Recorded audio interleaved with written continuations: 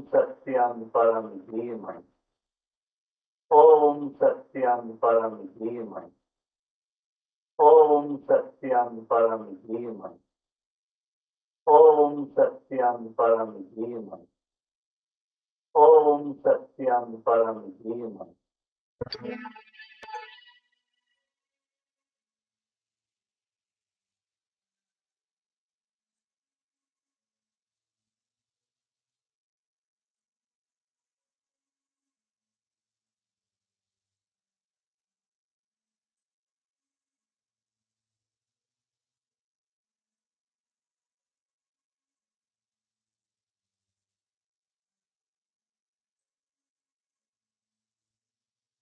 है, डिस्टरबेंस है, तो जिसको सुनना है उसको ज्यादा एफर्ट करना पड़ता है। तो अच्छी बात है या बुरी बात है? विल जगता है ना कि मुझे सुनना है।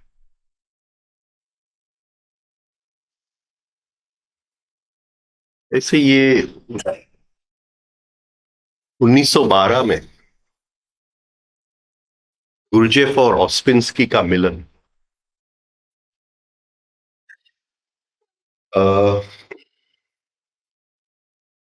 ऑस्पिंस्की एक शोध में था, उसको प्यास थी और गुरु की प्यास थी। तो कोई कहता है कि मैं गुरजेफ के पास, तो जाता है तो एक चाय खाना है और जोर जोर से सब बातें कर रहे हैं। और ये ऑस्पेंस्की जाता है वहां, देख रही है गुरु, तो बैठता है गुरुजी के साथ, बातचीत शुरू होती है। अभी जोर जोर से आवाज आती है सब, और गुरुजेफ एकदम धीमा टोन में बोलते हैं। उसको बहुत प्रयास करना पड़ता है सुनने के लिए, और उसको पता है कि थोड़ा जो मेरा अटेंशन खिसक जाएगा तो मैं जो बात की जो थ्रेड है, जो सूत्र है, वो चुप जाऊंगा। जैसे बोलता गया तैसे उसने आवाज और भी धीमी करने लगा, उसको सुनने का और प्रयास करना। तो ये शिष्य की क्वालिटी, शिष्य की क्वालिटी, उसको कोई डिस्टरबेंस नहीं है। जिसको प्रयास नहीं करना है, जो ध्यान में बैठा है, उसको क्या दुनिया का डिस्टर्ब। लोग ध्यान में बैठते कि मेरी ध्यान तुम भंग को क्यों करते हो? अरे ध्यान कैसे भंग हो सकता है? मेडिटेशन अगर भंग हो जाए तो वो मेडिटेशन नहीं है ना, बात खत्म हो गई। हमारे पहले टावरिया साहब गायत्री मंत्र सिखाते थे। ये गायत्री मंत्र में अभी 18-20 मिनट लगता है एक माला बोलने में, जब ये रिदम में बोलते हैं। હું તને સવારે ફોન કરતો તો તારો ફોન બંધ હતો. હા સાહેબ, ગાયત્રી કરતો હતો ને, ફોન બંધ રાખ. ફોન બંધ નહીં રાખતો. ફોન આવે ગાયત્રી મૂકી દેવાનું, ફોન પહેલા લેવાનું. ગાયત્રી ઇમ્પોર્ટન્ટ નથી, ફોન ઇમ્પોર્ટન્ટ છે. અને પછી આવીને ફરી કરી દેવાય. ऐसे शिष्य बनना बहुत कठिन बात है. अभी मैं गायत्री कर रहा हूं, अभी फोन नहीं लूंगा, तो वो किस काम? जिस, अगर अध्यात्म से साधारण जीवन का भंग हो जाए तो वो अध्यात्म नहीं है, वो कुछ और चीज है। अगर सबके साथ हंसना खेलना, टीवी पे प्रोग्राम जाना देखना, बाहर पिक्चर देखना, घूमना, वो सब बंद हो जाए अध्यात्म के बहाने, अरे मैं तो ध्यान करता हूं, अरे मैं तो प्रार्थना करता हूं, अरे भाई उस मैं को तो पहले देख, वो अध्यात्म नहीं। समझ पाओ, अध्यात्म में आदमी और सरल हो जाए और निर्मल हो जाए। वो जैसे पानी होता है शुद्ध पानी, वैसे वो कहीं भी मिक्स हो, ये नहीं करूंगा और वो नहीं करूंगा और ये नहीं खाऊंगा और वो नहीं, और ऐसा कपड़ा पहनूंगा। जहां नियम आते वहां धर्म होता है, जहां नियम आते वहां अध्यात्म नहीं होता है, धर्म होता है। धर्म में सब नियम है। हमें धर्म से कोई मतलब नहीं है, हमें अध्यात्म की सोच, आत्म तत्व की पहचान की सोच। ये किसी धर्म की मालिकी की चीज ही नहीं। शायद अभी तो धर्म बाधा है उसमें।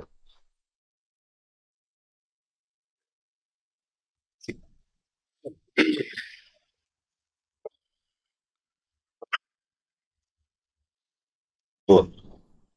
હવે એક્સરસાઇઝ મારે ફરીથી સમજાવવું પડશે ને, ભુજથી બધા આવી ગયા. ભુજવાળા પાછા કેપિટલ ભુજ કહેવાય કે ગાંધીધામ કેપિટલ? તો ગવર્મેન્ટ વાળ બધા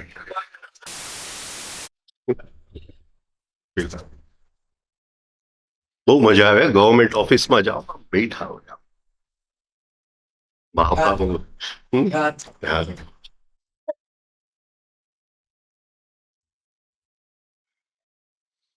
અચ્છા, હાજરી. હાજરી. અત્યારે બેઠા છીએ તો આપણે હાજર છીએ કે કેમ છે? તો હાજરીની સંવેદના છે, વર્તમાન ક્ષણની સંવેદના છે. વર્તમાન ક્ષણમાં શરીર આવે, શ્વાસ આવે. હાજરી વર્તમાન ક્ષણમાં નથી, એ વર્તમાન ક્ષણનો જોનારો છે, એ શાશ્વતતામાં છે. હા, તો થોડું આપણે હાજરી હાયરમાંથી આવે છે, તરણ થાય છે, એ ભગવાન છે. તો આ મંદિરમાં આપણે એની સ્થાપના કરી. જૂના જમાનામાં ભક્તિ યોગમાં એને કહેતા ઈષ્ટદેવની સ્થાપના કરી. આપણે એની સ્થાપના કરી, બરાબર? તો એની માટે આપણે થોડું રિધમિક બ્રીધિંગ કરશું. હું માનું છું કે રિધમિક બ્રીધિંગ તો તમે બસ લઈને આવ્યા હતા એટલે કરતા તો હશો. બરુ સાહેબ કરે છે કે લીડરને પૂછવું પડે? કરતા હશો. એટલે રિધમિક બ્રીધિંગ કરીએ અને થોડું હાજરીનો પ્રયોગ કરીએ. આંખ બંધ કરી મ્યુઝિક સાથે શ્વાસ લેજો.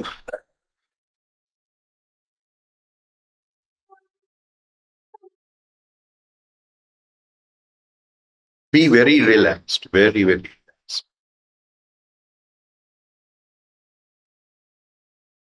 Try to follow it. See, it's like this. I understand what you're saying.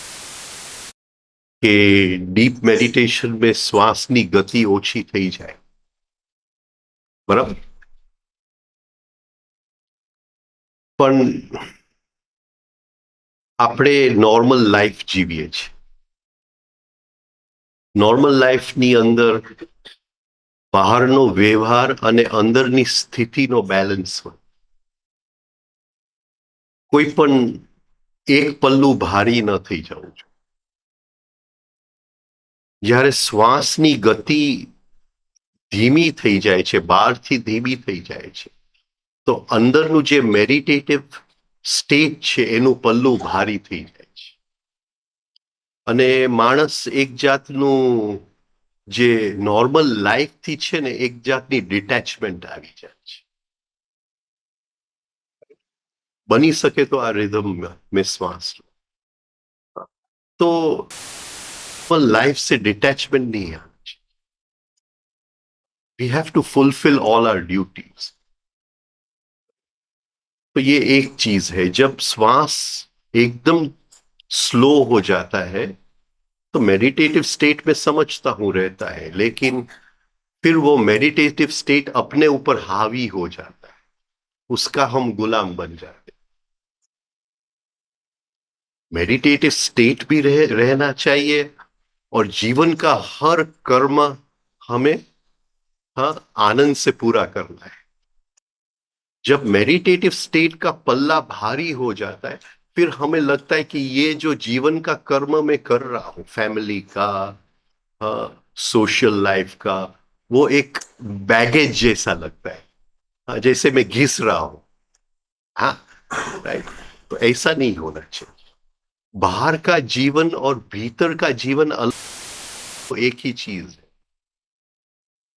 आप समझते हैं? तो बात अच्छी है कि श्वास की गति कम हो जाती है, but try to breathe at 12, right? Then sometimes when you're sitting in meditation and it becomes slow, so you enjoy those few moments, but you come back to normal life. We don't want to detach from that. वो युग चला गया, जब आदमी घर छोड़ देता था, आश्रम में चला जाता था। अब की युग में अध्यात्म जहां है बाजार के बीच में होना चाहिए। उसके लिए कोई स्पेशल कंडीशंस नहीं चाहिए। आप समझते हैं? जीवन के जो कंडीशन है वही अध्यात्म को ढूंढना है। मुझे आश्रम में जाना है, शांत जगह पे जाना है। ये एक जो कंसेप्ट है कि बाहर बदलने, कुछ बदलने से अंदर जो बदल सकता था तो सब लोग बदल ले। तो ये आत्म बल है कि मेरी थाली में जो भी खाना आया है वो मैं खाने के लिए तैयार हूं। मैं कोई उसमें चॉइस नहीं करता कि ये सब्जी मुझे नहीं चाहिए और वो सब्जी मुझे चाहिए। समझते हैं? तो जीवन जिस जगह पे हमने जन्म लिया, जहां, तो उसके पीछे बहुत कारण है।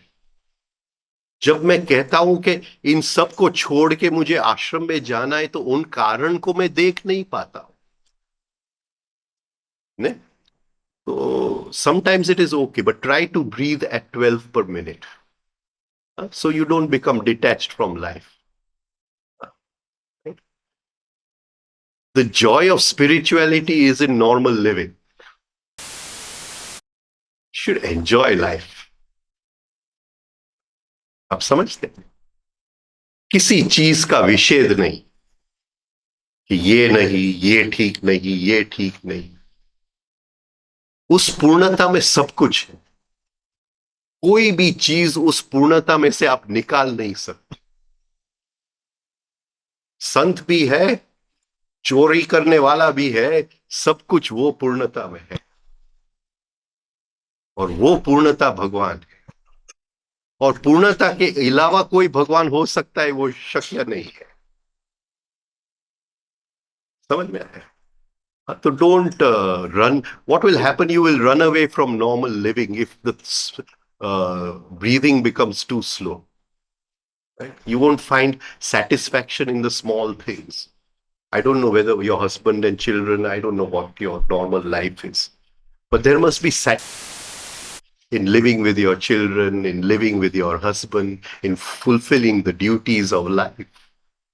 There must be a joy, satisfaction. You bring the meditative state to everything you're doing in life. सब चीज में वो मेडिटेशन का जो परफ्यूम है वो लाते हैं। ऐसा नहीं कि किसी चीज छोड़ना है। तो try to breathe if you can.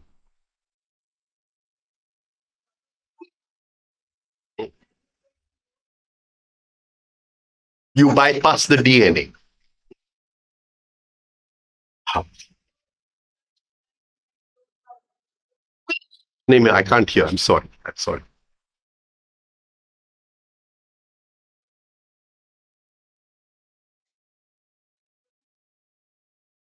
No, no, I didn't say don't go deep. I said enjoy some moments of deep meditation. But so, what do you call, such a slave of meditation that it disturbs your normal life, then definitely enjoy it. Definitely enjoy it. You understand? I don't. Do you have a son or daughter? ऐसा क्या है आपका? How old are they?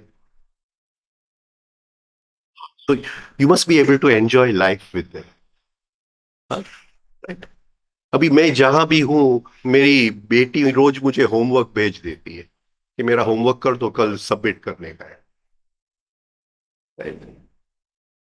तो ये जीवन का आनंद है। जीवन का आनंद। ऐसा नहीं कि अरे मैं लेक्चर दे रहा हूं और वो है और क्या होमवर्क करना और जीवन का आनंद। अभी 2 महीना अमेरिका था, तो it was a very hectic tour. यहां से यहां, यहां से यहां, एक हफ्ता। हाँ, फिर भी उसका होमवर्क में कर देता। तो ये एक आनंद है जीने का। अभी ज्यादा मेडिटेटिव स्टेट बन जाता है, फिर ये चीज हम नहीं कर पाते। डिटैचमेंट नहीं आना चाहिए, एंजॉयमेंट आना चाहिए।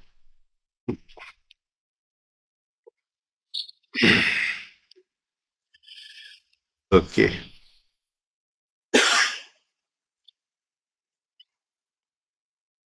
इसलिए मैं ये सब वाइट कपड़ा पहनना, जिन सब चीजों में जीवन का निषेध है उसके मैं पक्ष में नहीं हूं। बहुत लोग मुझे बोलते हैं, अभी न्यूजीलैंड था तो कहते हैं कि तुमको ये मंदिर में लेक्चर देना है तो वो कुर्ता पैजामा पहनना पड़ेगा। भाई क्यों? कहता हूं,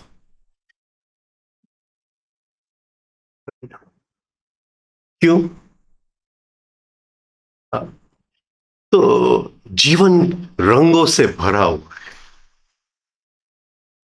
और हर रंग की एंजॉयमेंट ले ले।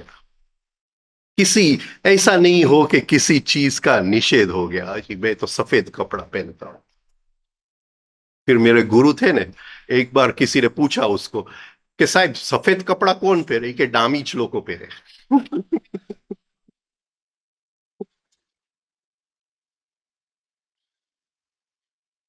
क्यों?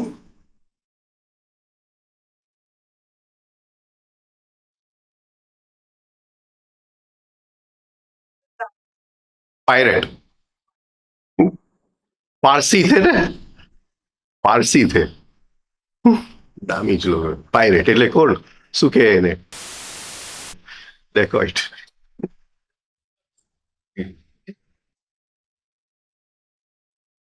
પોતે વ્હાઈટ પહેરતા।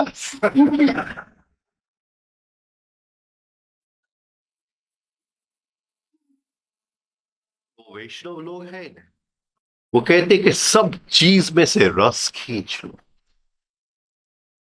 सब चीज जो भी करते हो जीवन में, हाँ, और जो हर पल जीवन के जो भी हो, जीवन का नियम है, life can be very cruel, क्रूर हो सकता है।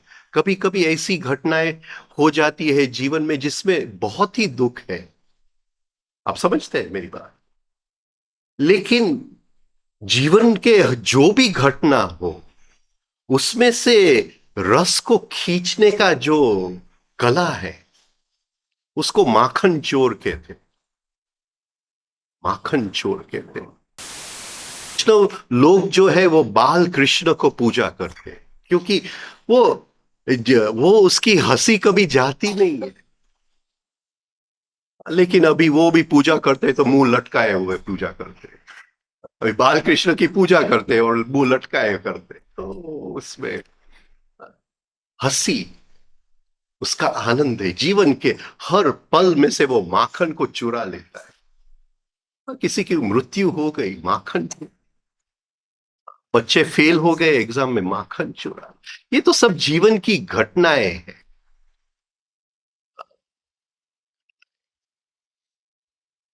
घटनाएं तो ऐसी होती है।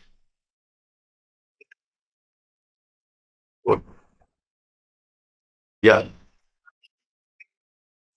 एक पर्सन पे छुट्टी की तरफ किस तरह से जैसे कोई बुरी घटना हुई, उसमें से किस तरह से रस लेता है। हम्म, एक बुरी घटना आपकी जिंदगी में हुई, तो उसमें उस बुरी घटना का एग्जाम्पल लेके एग्जैक्टली किस तरह से हम उसमें से रस ले सकते हैं। पहली चीज, जीवन की कोई भी घटना में नीचे नहीं उतरना। अभी से मेरे साथ अभी एक्सीडेंट हो गया और मैं डिप्रेशन में उतर जाऊं तो मैं नीचे उतर,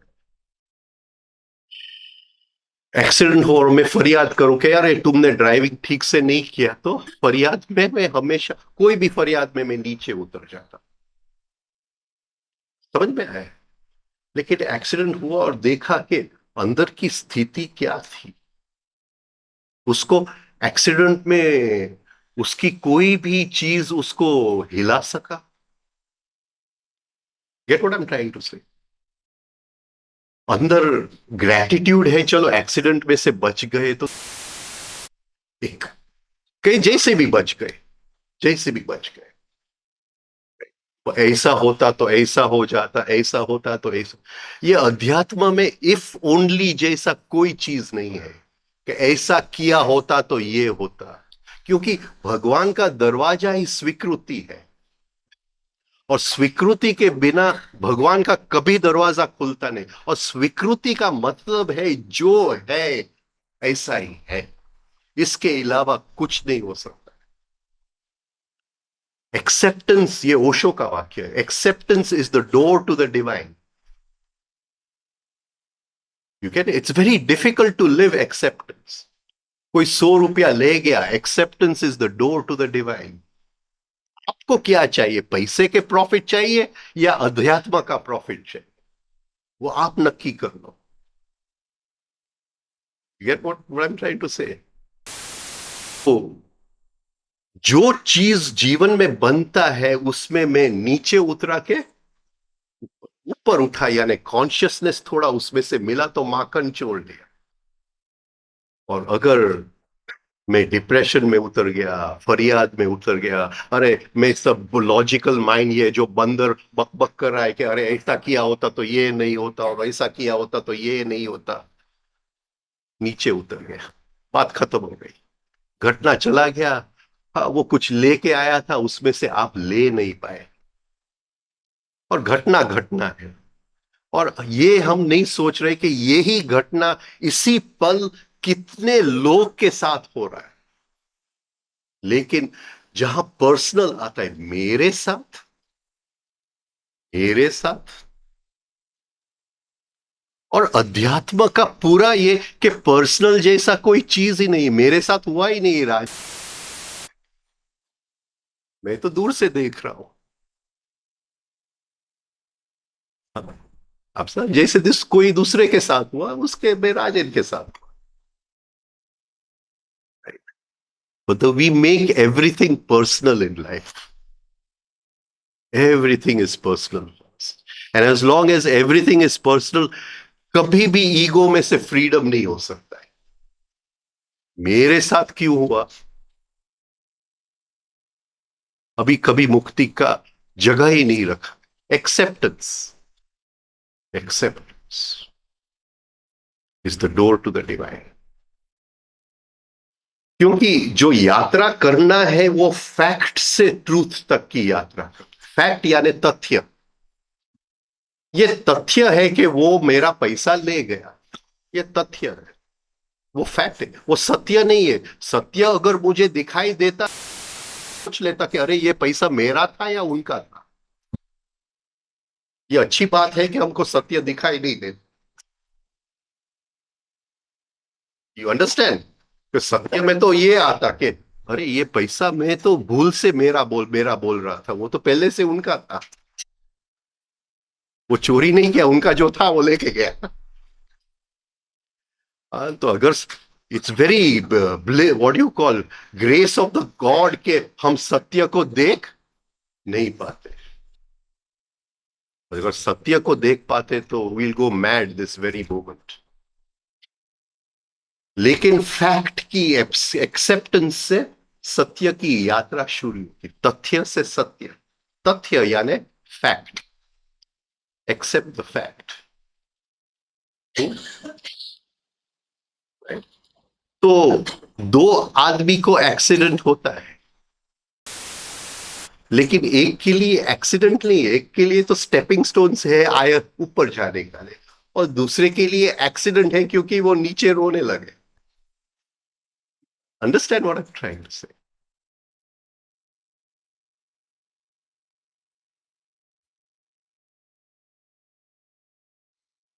बोलो।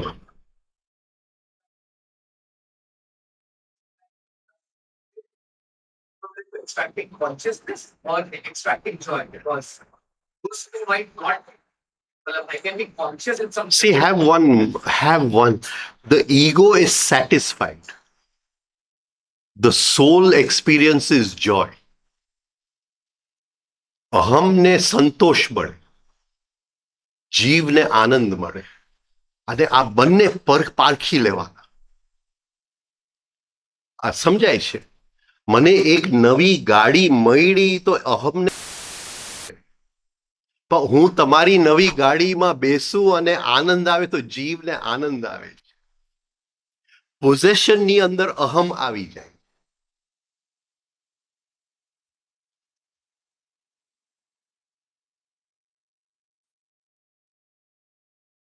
સમજાય છે? અને મનુષ્યનું મગજ એવું થઈ ગયું છે કે એના નામ ઉપર ન ચડે ત્યાં સુધી એ એન્જોય જ ન કરી શકે. ભાઈ નામે ચડી ગયું છે, અરે ભાઈ તું અત્યારે જીવે છે, શ્વાસ લે છે, એન્જોય. નામે ચડી ગયું. કંઈક એને અહમને સંતોષ મળે આમ ટુ પોઝેસ. અને નામે ચડી ગયું એટલે રેપ જ થયો ને. પ્રકૃતિનું તો રેપ થઈ ગયું. જે સેન્ટ્રલ બેંકમાંથી બધું આપણને મળવા માટે એને જો આપણે ખોખલો અને આ મારું છે, રેપ થઈ ગયું. આખી આજની સોસાયટી પ્રાઇવેટ પ્રોપર્ટી ઉપર ઊભી છે. આવી બધી વાત ન કરાય. પણ અંદરથી તો આપણે બદલી શકીએ કે નહીં? આપણો પૈસા સાથેનો વ્યવહાર બદલી શકાય કે નહીં? હું જ્યારે પણ કહું છું અરે આ પૈસા તો મારા છે, તો એટલું તો હું સમજુ ને કે પૈસાને પોતાને દુઃખ લાગે છે. પૈસાનો સ્વભાવ છે કે એને વહેવું છે. આ એનો ઇન્ટ્રિન્સિક સ્વભાવ છે. એને વહેતા રહેવું છે. એને બેંકમાં બેસવું ગમતું નથી. પૈસો સત્વ ગુણ છે, એ તમગુણ રજગુણ પણ નથી. કોઈને આપવું છે રજગુણ, કોઈને લેવું છે તમગુણ. એ બંનેનું મિલન કરી આપે છે. અદ્રશ્ય વસ્તુ છે પૈસો. છતાંય માણસ જાણે કે એ શું કહેવાય, હું એમ નથી કહેતો કે don't enjoy life, definitely enjoy life, but don't rape life. સમજાય છે? When we keep on gathering money we are raping life. અને એ સત્વ ગુણ વિષ્ણુ ભગવાનમાંથી નીકળે છે. આ સમજાય છે? એટલે કોને આપણે રેપ કરીએ છીએ? વિષ્ણુની પત્ની. જ્યારે હું કહું છું કે આ મારા પૈસા છે, એને આપણે રેપ કરીએ છીએ.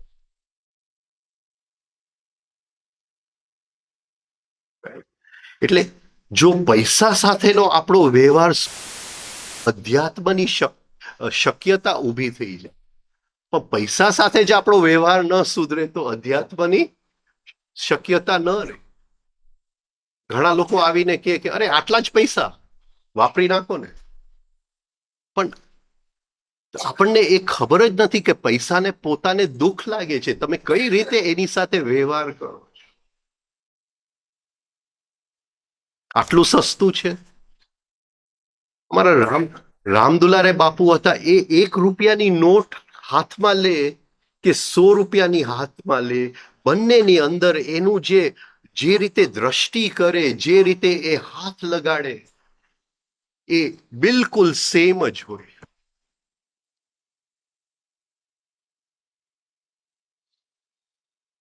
આપણે 1 રૂપિયો જોઈએ તો આંખ આટલી ખુલે, 10 રૂપિયા જોઈએ તો આંખ આટલી ખુલે, 100 રૂપિયા જોઈએ તો આંખ આટલી ખુલે.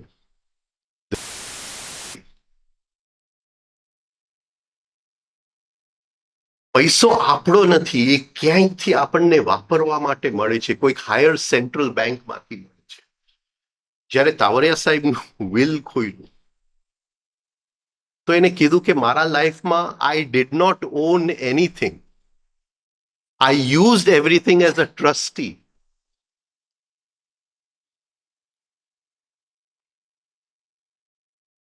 તમે તમારા ઘરમાં વોલેટમાં કબડની અંદર પૈસો રાખો છો કેવી રીતે? એટલે સરખી રીતે ગોઠવો છો? આ લોભની વાત નથી. લોભ પાછું રેપ થઈ ગયું. આ એક એની સાથેનો વ્યવહાર, કારણ કે એ સત્વ ગુણ છે. તો એને આપણે પાકેટમાં મૂકીએ તો સરખા ગોઠવીને મૂકીએ, કબડમાં મૂકીએ તો સરખા.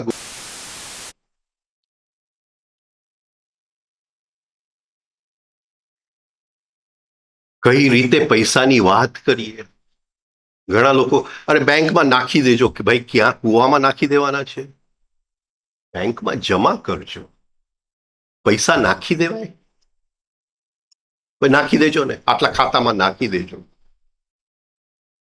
તમે આ શું, એને ગાળ લાગે છે, એ જીવતી વસ્તુ છે, એને ગાળ, એ શી ફીલ્સ હર્ટ. તો એક સુંદર નવી છોકરીની સાથે આપણે કેમ એને પટાવીએ? કોલેજમાં હોય તો પટાવીએ ને છોકરીને. તે તો કોલેજમાં હમણાં જ પસાર, મારે તો હવે 60 ઉપર થઈ ગયા. તો આપણે તરત જઈને એમ ન કહીએ કે અરે હું તારા પ્રેમમાં છું, એમ કહીએ? લાફો પડી જાય. પટાવવું પડે કે અરે તારે બસ સ્ટોપ જવું છે, ચલ ને તારી ચોપડીઓ હું ઉપાડીને લઈ. પછી 2 દિવસ ચોપડીઓ, પછી ત્રીજે કે તારે ચલ ને કેન્ટીનમાં એક કોકો કોલા સાથે પીએ. તારે આખી પીવે છે કે ભાઈ અડધી અડધી કરી? પટાવવું પડે. હા, પછી ધીમેથી કહેવાય કે ચલ ને પિક્ચરમાં જઈએ. તરત ન કહેવાય. અને આને કહેવાય રોકાણ. આને કહેવાય રોકાણ. પછી 6 મહિના નીકળે એટલે કે આઈ લવ યુ, એટલે આઈ ઓલ્સો લવ યુ. આ રીત હોય. હા, આઈ લવ યુ. તો એ જેમ એક છોકરીને આપણે પટાવીએ એમ પૈસા જોડે આપણે એક સુંદર છોકરી છે, એક સુંદર પ્રેમિકા છે, એની સાથે વ્યવહાર એવી રીતે છે. જ્યાં વાપરવાનું હોય ત્યાં ઠીકથી વાપરીએ. જ્યાં આપણને લાગે કે એનું ઇન્સલ્ટ થાય ત્યાં આપણે જરાક દૂર ભાગી જાય, ત્યાંથી 2 ડગલા પાછળ જાય.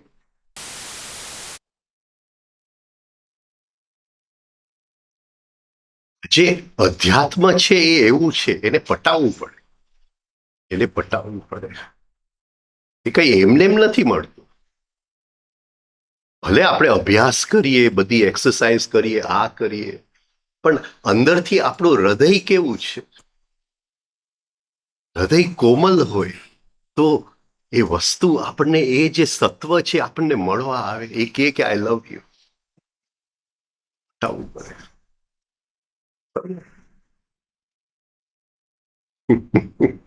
અને ભક્તિ યોગ કહેવાય. કીર્તન ગાવું એ ભક્તિ યોગ નથી. જીવનના હર ક્ષણે પ્રેમમાં ઉતરવું એ ભક્તિ યોગ છે.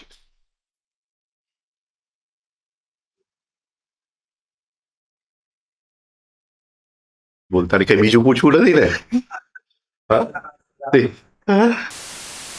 તે કોઈને પટાવી હોય તો કેજે આપણને કઈ.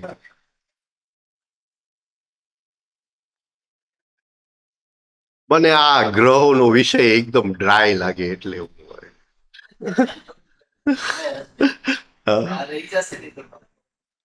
જીવનમાં કઈ કમ્પ્લીટ થતું જ નથી. બેન, આજ સુધી કોઈનું કમ્પ્લીટ નથી થયું. સવારે તમે રિફાઇનિંગ એક્સરસાઇઝમાં કેવી રીતે ગ્રોનું મટીરિયલ બેલેન્સ થાય છે એની વાત કરતા હતા. એટલે હવે એને મારી કોલેજની ગર્લફ્રેન્ડો યાદ કરાવી દીધી. મારે શું કરવું હવે? તું કે હવે ગ્રહોની વાત કર. હવે એને પકડો, મને નહીં પકડો. તમે એને મારો.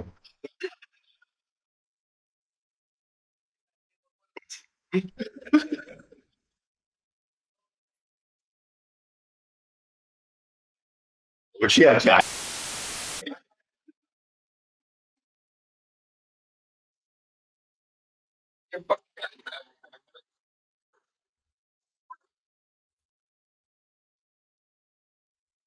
સેકન્ડ એક્સરસાઇઝ પર હતા આપણે. Second exercise. અને આપણે જોયું કે આ એરિયામાં 2 ગ્રહો છે. એક ચંદ્ર, જે પેન્ક્રિયાઝ દ્વારા વ્યક્ત થાય છે, એક મંગલ જે એડ્રેનલ ગ્લેન્ડ દ્વારા વ્યક્ત થાય છે. ચંદ્રની વાત સવારે થઈ ગઈ, હવે મંગલની થોડી વાત. એની પહેલા અહીંયા જે ચક્ર છે એ મણિપુર ચક્ર છે.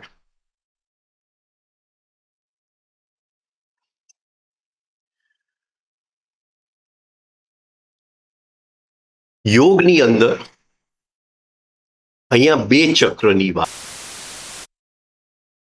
મણિપુર અને નાનું એક ચક્ર છે મણિપુરની બાજુમાં રાઈટ હેન્ડ સાઈડ, કુંડલી એનું નામ છે. કુંડલીની ને કુંડલી, કુંડલી.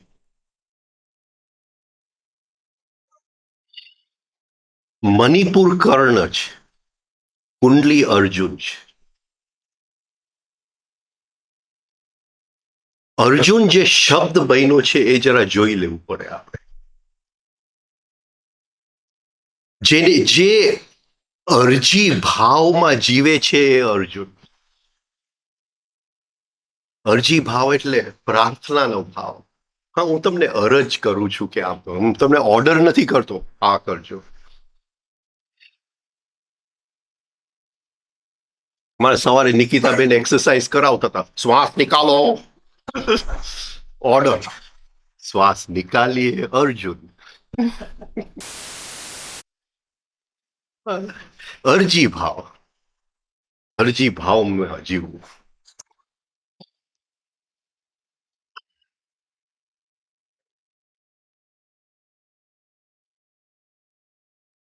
અર્જુન જે શબ્દ છે રુજુતામાંથી બને છે. રુજુતા એટલે સોફ્ટનેસ. આપણે કાલે ગીતની વાત થઈ હતી ને, તુમ કમસિન હો, નાદાન હો, નાજુક હો, એ અર્જુનની વાત છે, રુજુતા. मैं सोचता हूं कि तुम्हें प्रेम करूं या न करूं. એટલી નાજુક છે કે મને એમ લાગે છે કે હું તને પ્રેમ પણ કરીશ તો હિંસા છે, એટલે વિચારું છું કે પ્રેમ બી કરું તો. એટલી તું નાજુક છે. તો જે સોફ્ટનેસ છે એ અર્જુન, રુજુતા, રુજુ શક્તિ, સોફ્ટનેસ ની શક્તિ. સોફ્ટ હોય, એનો હૃદય કોમલ. શિષ્ય હંમેશા અરજી ભાવમાં હોય. એવું નહીં કે ગુરુ હોય ત્યારે જ, કારણ કે શિષ્યની માટે તે જે સામે આવ્યો એ હર ક્ષણે ગુરુ જ છે. ગુરુ સિવાય એને કોઈના દર્શન થતા જ નથી.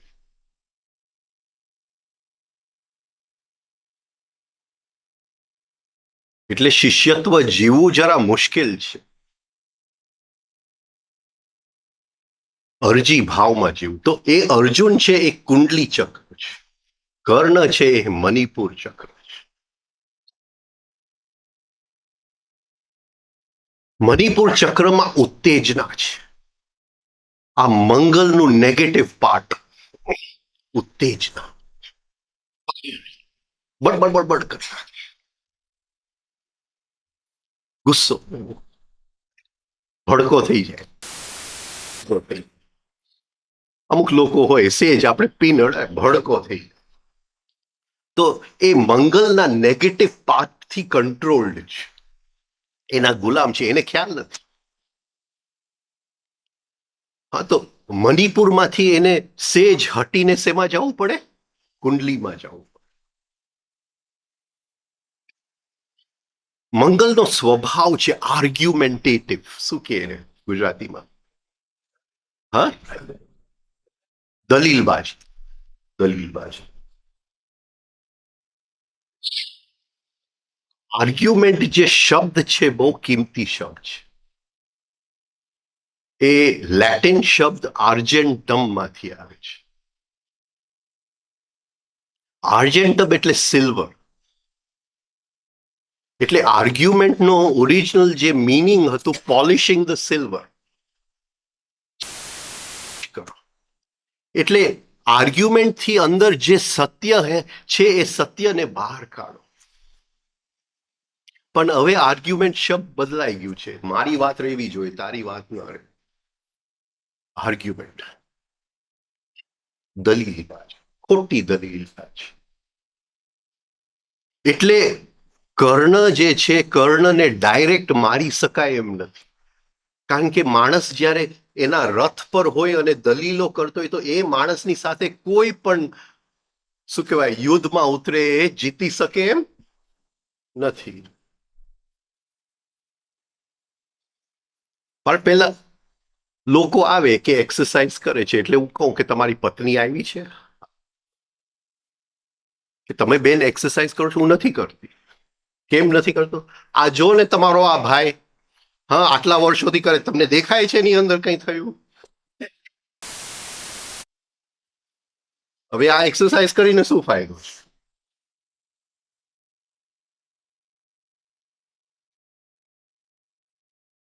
આર્ગ્યુમેન્ટ. કર્ણ રથ ઉપર છે, રથ ઉપર કર્ણને ન મારે. શ્રી કૃષ્ણ અર્જુને કે એ રથથી નીચે ઉતરે ત્યારે જ મારજે, બાકી એ રથની ઉપર તો એની સાથે જીતી શકાય એમ નથી. એટલે જ્યારે મણિપુર ચક્ર એના ફૂલ જોશમાં હોય, મંગલની નેગેટિવ ક્વોલિટી એને એમાંથી નીકળીને મંગલની પોઝિટિવ ક્વોલિટી કુંડલી ચક્ર. તો જ્યારે પણ એવો મંગલનું નેગેટિવ સાઈડ હાવી થઈ જાય અને ગુસ્સામાં આપણે આવીએ ત્યારે એ ગુસ્સાને વળાંક આપી દેજો. ઘણા સ્ત્રીઓ એકદમ હોશિયાર હોય વળાંક આપો. પતિ સાથે ઝઘડો થાય એટલે એ ત્યાં કંઈ ન બોલે, પછી એ જે ગુસ્સો આવ્યો હોય એ ઘરના ચમચા ચમચીઓ ગોઠવી નાખે, એક એક ખૂણામાંથી શું કહેવાય ઓલા કોબવેબ્સ ને શું કહો તમે, ઝાડા કાઢી નાખે. હા, કબાટની અંદર કપડા બધા ગોઠવી નાખે. આ અધ્યાત્મ છે, અધ્યાત્મ છે. એટલે તંત્રની અંદર કોઈ પુરુષને ગુરુ બનવાનું શું કહેવાય છૂટ નથી, સ્ત્રી જ ગુરુ. એને ખબર હોય કે ગુસ્સો આવે ત્યારે શું કરવું. પુરુષ બિચારો પ્રશ્ન, મારે ગુસ્સામાં શું કરવાનું? પત્નીને પૂછ ને ભાઈ, હમણાં કહેશે ઝાડુ હાથમાં પકડાઈ દેશે, ગુસ્સો આવે એટલે વાળી નાખશે, તું ઘર સાફ કર ને ભાઈ. મંગલની નેગેટિવ ક્વોલિટી.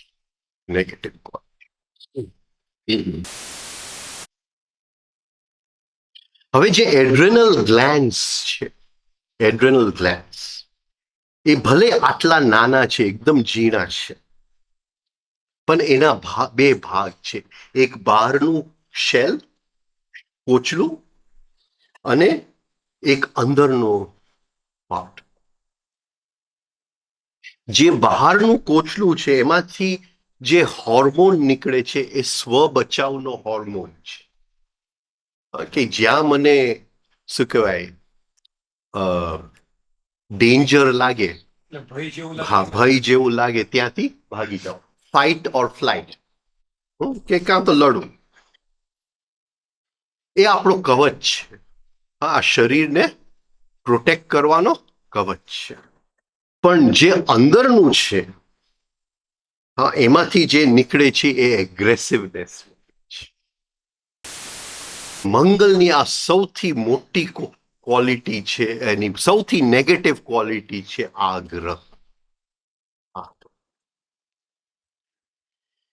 અહમને જો જીતવું હોય તો એનો એક જ રસ્તો છે, આગ્રહમાંથી મુક્તિ. કોઈ પણ વસ્તુનો આગ્રહ, મારી વાત રે એનો આગ્રહ, આ કોઈ આવી રીતે કરે એનો આગ્રહ, આ વાત કોઈને સમજાવી દઉં એનો આગ્રહ.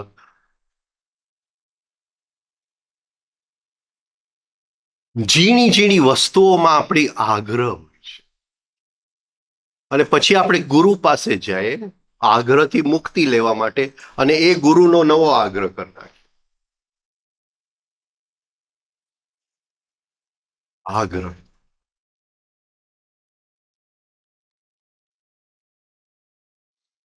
તો આગ્રહ એવી વસ્તુ છે કે જીતી ન શકે. એ તો ક્ષણે ક્ષણે વ્યવહારમાં એને ઓળખવો પડે ને એમાંથી મુક્તિ મેળવતા છે.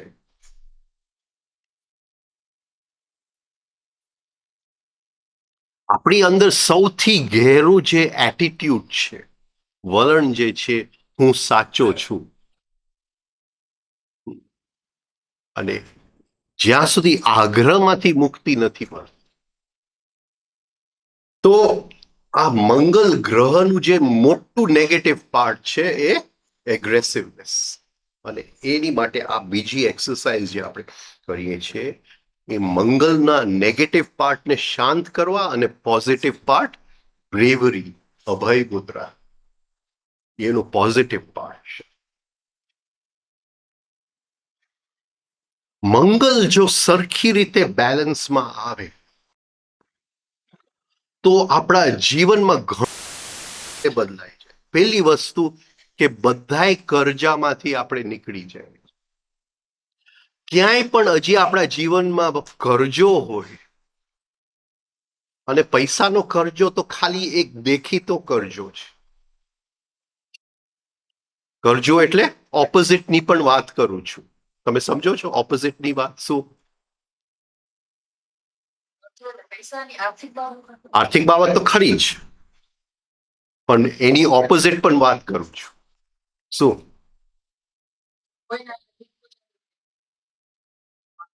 એ તો બરાબર. બીજું? હા, કે હું કોઈની પાસે માંગુ છું. તમને ખબર છે ને, તમે તકલીફમાં હતા ત્યારે મેં તમને કેટલી મદદ કરી હતી. હા, હવે મારે અંદર બરાબર મેં કરજો સાચવીને રાખ્યો છે. સમજાય છે? બરાબર. એ તો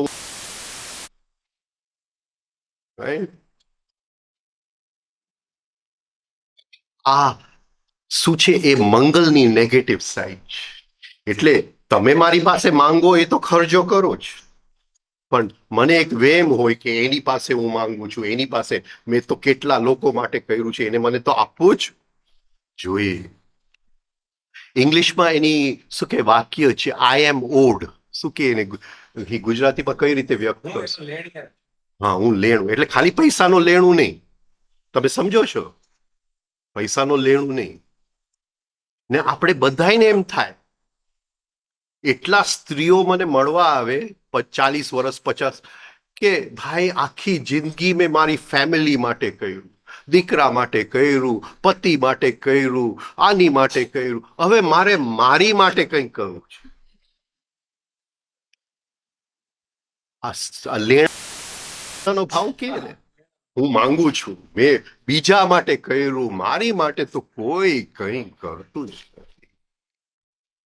બહુ દુઃખી માણસ છું. કોઈકની ફોન તો કરજો, દુઃખ કેવું છે. આ લેણાનો ભાવ, રાઈટ? અને જેની પાસે લેણું છે એ કોઈ દિવસ સુખી થઈ ન શકે. શક્ય જ નથી. શક્ય જ નથી. એટલે તો ઝેનની અંદર કહેવત છે, do good and throw it in the well. કોઈકની માટે સારું કરો અને તરત જ ભૂલી જાઓ. જો એ લેણું તમને પકડી રાખશો તો જીવનમાં જે ઘટનાઓ તમને મળવા આવશે એ દુઃખભરી ઘટનાઓ મળવા આવશે. તમે એને આમંત્રિત કરશો. પકડાય છે હું શું કહું છું? હા, મેં શું કહેવાય, કરજો સાચવી રાખ્યો છે. શેક્સપિયર આના માસ્ટર હતા. શેક્સપિયર એના નાટકોની અંદર, એટલે શાયલોક ધ જુ, શાયલોક ધ જુ. અને શાયલોક કહે છે કે તારા જામમાંથી 1 કિલો તારે મને શું કહેવાય માંસ કાપીને આપવું પડશે.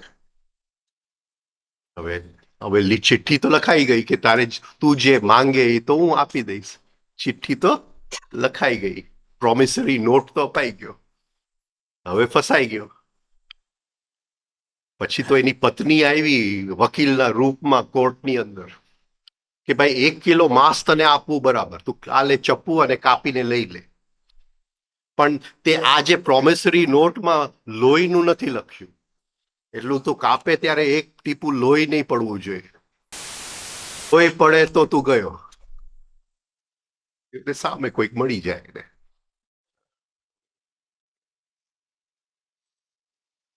આપણે તો બધું ચૂસવા તૈયાર છે.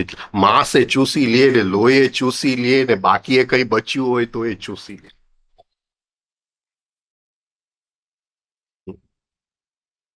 આ મંગલની નેગેટિવ સાઈડ છે. તો જ્યારે આ એક્સરસાઇઝ કરું છું ત્યારે જોવાનું જીવનની અંદર, હા, હું કોઈની પાસે કંઈ પણ માંગુ છું, મને ક્યાંય પણ એવું છે કે મેં આની માટે કર્યું, આની માટે કર્યું, આની માટે કર્યું, એ પડ્યું હોય તો એ દુઃખનું આમંત્રણ પત્ર છે. જલ્દી એમાંથી મુક્ત થઈ જાય, છોડી જ દેજો. કારણ કે જ્યારે હું વળતર માંગુ છું ત્યારે મેં બીજા માટે કર્યું જ નથી, મેં મારા માટે જ કર્યું છે. એ વળતરનું અકાઉન્ટ મારા ચોપડામાં સારું દેખાય એટલે ને ભગવાનને હિસાબ કરતા નથી આવડતું, ખાલી મનુષ્યને હિસાબ કરતા આવડે છે.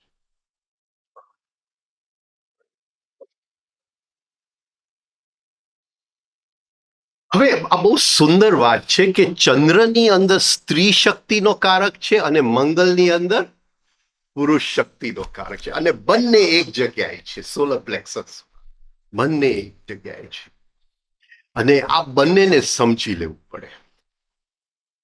જીવનની અંદર આ કલા છે કે કયા ક્ષણે સ્ત્રી થવું અને કયા ક્ષણે પુરુષ થવું. યોગ એટલે સ્ત્રી અને પુરુષનું મિલન, ભગવાન અને ભક્તનું મિલન, પ્રેમી અને પ્રેમિકાનું મિલન. યોગ છે. તો કોઈક આપણને એકદમ એગ્રેસિવ હોય તો આપણને ખબર છે કારક છે. હા, મંગલ પુરુષ શક્તિનો કારક છે. તો આપણે ચંદ્ર બની જાઓ, સ્ત્રી શક્તિ.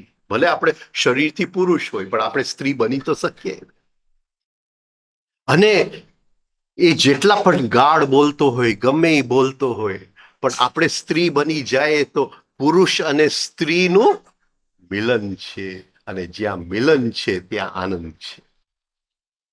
એ જે કંઈ આપણી બાબતમાં બોલતો તો આ શીખી જાઓ, કારણ કે આ બંને આ જગ્યા, એટલે આ સેકન્ડ એક્સરસાઇઝની બહુ મહત્વ છે કે એનાથી મંગલ ગ્રહ શાંત થાય છે, મંગલ ગ્રહના નેગેટિવ ક્વોલિટીઝ નીકળી જાય છે અને પોઝિટિવ ક્વોલિટીઝનો ઉદય થઈ જાય છે. તો કર્જામાંથી આપણને મંગલ મુક્તિ આપે છે, પોવર્ટી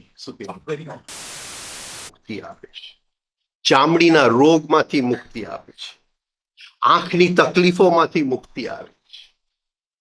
મંગલમાં પિત્ત છે, ચંદ્રમાં કફ છે આયુર્વેદની દ્રષ્ટિએ. તો આ જ્યારે એક્સરસાઇઝ આપણે પિત્ત અને કફ બંનેનું બેલેન્સ થઈ જાય છે. આ સેકન્ડ એક્સરસાઇઝ. હવે જે આ આંતરસ્ત્રાવની જે ગ્રંથિ છે, ધ એન્ડોક્રાઇન ગ્લેન્ડ્સ, જ્યારે બાળક જન્મ લે છે ત્યારે એની બે શક્યતા ખુલેલી છે. એક જે વ્યક્તિગત છે અને એક જે હેરિડિટી અને રેશિયલ છે. આ સમજાય છે હું શું કહેવા માંગુ છું? એટલે આપણે કે ભાઈ એ તો બ્રાહ્મણ છે, આ તો બ્રાહ્મણને કઈ શું કહેવાય,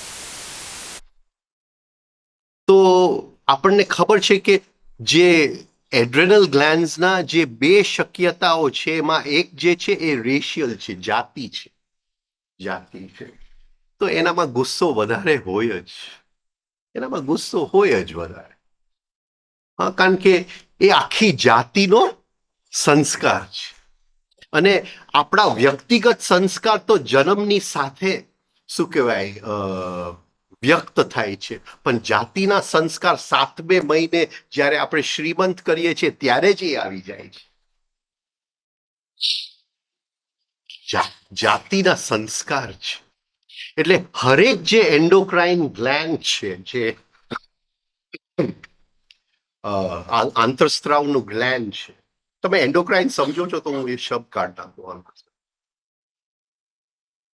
હું બોલું છું તો મને એમ લાગે છે ક્યાંક અંદર લોહી ટપક ટપક આંતરસ્ત્રાવ.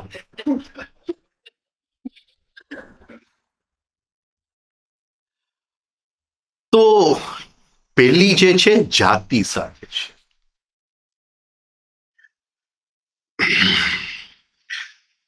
બીજું ઇન્ડિવિજ્યુઅલ છે, ત્રીજું જે છે એ છુપાયેલું છે, એ આપણા કોન્શિયસ એફર્ટથી ખોલવું પડે, એ હાયર ક્વોલિટી છે, હાયર ક્વોલિટી.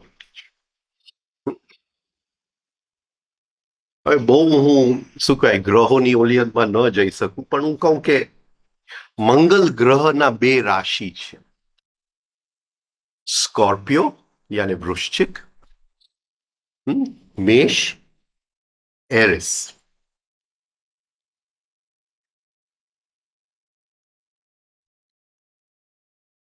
હવે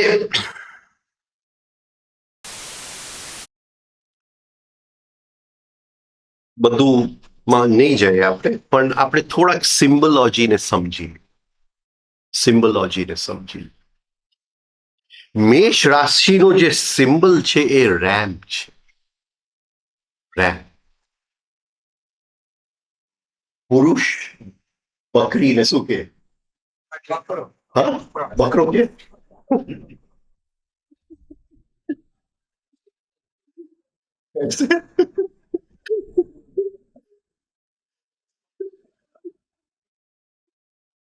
બકરો જ કે, ઇંગ્લિશમાં તો રેમ કે.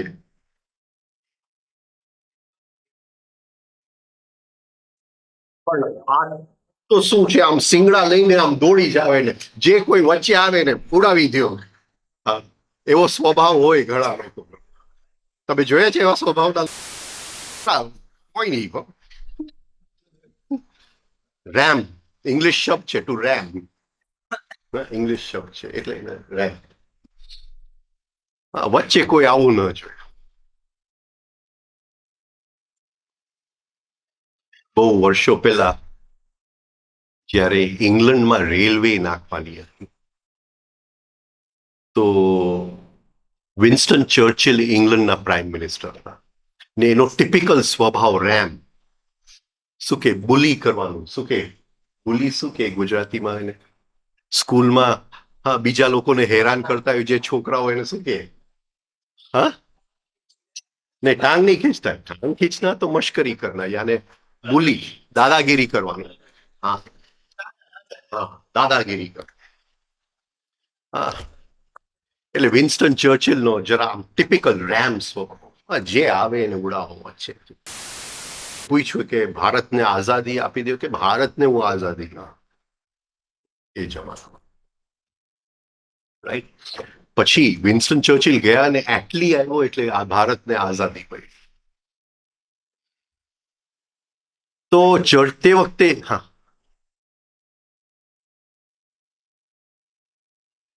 then I'm just giving you a general this thing. I don't want to go into the what do you call, see, because then मुझे ये बताना पड़ता है कि आपका लग्न ये राशि है, आपका चंद्र ये राशि है, आपका सूर्य ये राशि है, इसलिए मैं उन डिटेल्स में नहीं जाना चाहता हूं. मैं तो सिर्फ एक जनरल आइडिया आपको देता हूं कि ये मंगल का एक स्वभाव है. एक उसकी राशि है एरिस. आपका क्या राशि है, यहां हम जन्माक्षर की बात नहीं करते. हाँ, उसको जन्माक्षर को फेंक दो, हाँ, हॉरोस्कोप को फेंक दो. अभी एक आदमी है वो बैटरिंग रैम है, तो वो एरिस ही है, जन्माक्षर में हो या न हो, ये मैं कहना चाहता हूं. हाँ, राइट. ये हम स्वभाव को पहचानते हैं, पहचानने की कोशिश करते हैं, और हमारे भीतर क्या लोअर स्वभाव है और हायर स्वभाव, लोअर से मुक्ति और हायर का उदय करना चाहते, इस ढंग से हम देख रहे हैं. हाँ, राइट. हाँ,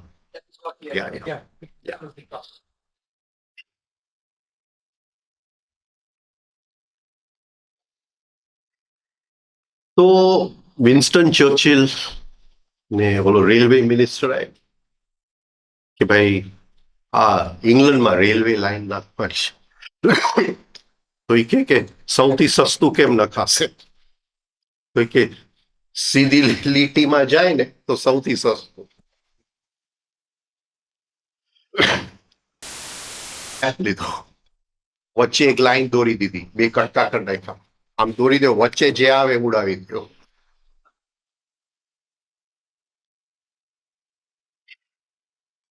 આ એરિસ. આ તો અંતરસ્ત્રાવ ગ્રંથિ યાને एड्रेनल ग्लैंड यानी इनर जो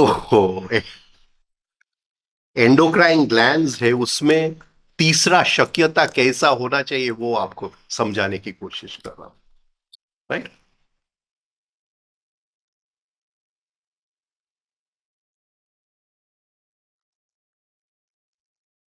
तो ये जो एड्रेनल ग्लैंड्स है उसका एक स्वभाव हमने देख लिया, बैटरिंग रैम, धक्का लगा दो सब. दूसरा स्वभाव उसका है जेलसी. जेलसी में किसी को दंग, ये स्कॉर्पियो का દંખીલો છે, આમ કે ને આપણે દંખીલો છે, એટલે એ પણ મંગલનો નેગેટિવ ક્વોલિટી. ઘણાની વાણી ડંખીલી હોય, લાગી જાય આપણને. પણ મંગલની અંદર એક ત્રીજો સ્વભાવ પડેલો છે અને એ છે ગરુડ. ગરુડ કે એ વિષ્ણુનો વાહન બની શકે. ગરુડ ઉચ્ચો આકાશમાં ઉડે. કોન્શિયસનેસ આપણી અંદર જાગૃતિ જ્યારે જાગે ત્યારે એ ઉચ્ચો આકાશમાં ઉડે. પણ એ જે મંગલની અંદર ગરુડની જે શક્યતા છે એ આપણે ખોલવી પડે. એ એમનેમ આવે નહીં, એને સાધના કહેવાય. કે મંગલ ગ્રહ જે આપણા એડ્રેનલ ગ્લેન્ડ સાથે જોડાયેલો છે, આ છુપાયેલી શક્તિ પડી છે, એ પ્રકૃતિથી આપણને મળવામાં આવતી નથી. એ આપણે જગાડી શકીએ કે આપણે ગરુડની જેમ આકાશમાં ઉડી શકીએ છીએ. હરેક મનુષ્યની અંદર આ શક્તિ પડેલી છે. પણ એનું નેગેટિવ સાઈડ પણ છે અને એ બહુ, કારણ કે અમુક લોકો આકાશમાં જ રહેતા હોય, જમીન પર ઉતરે.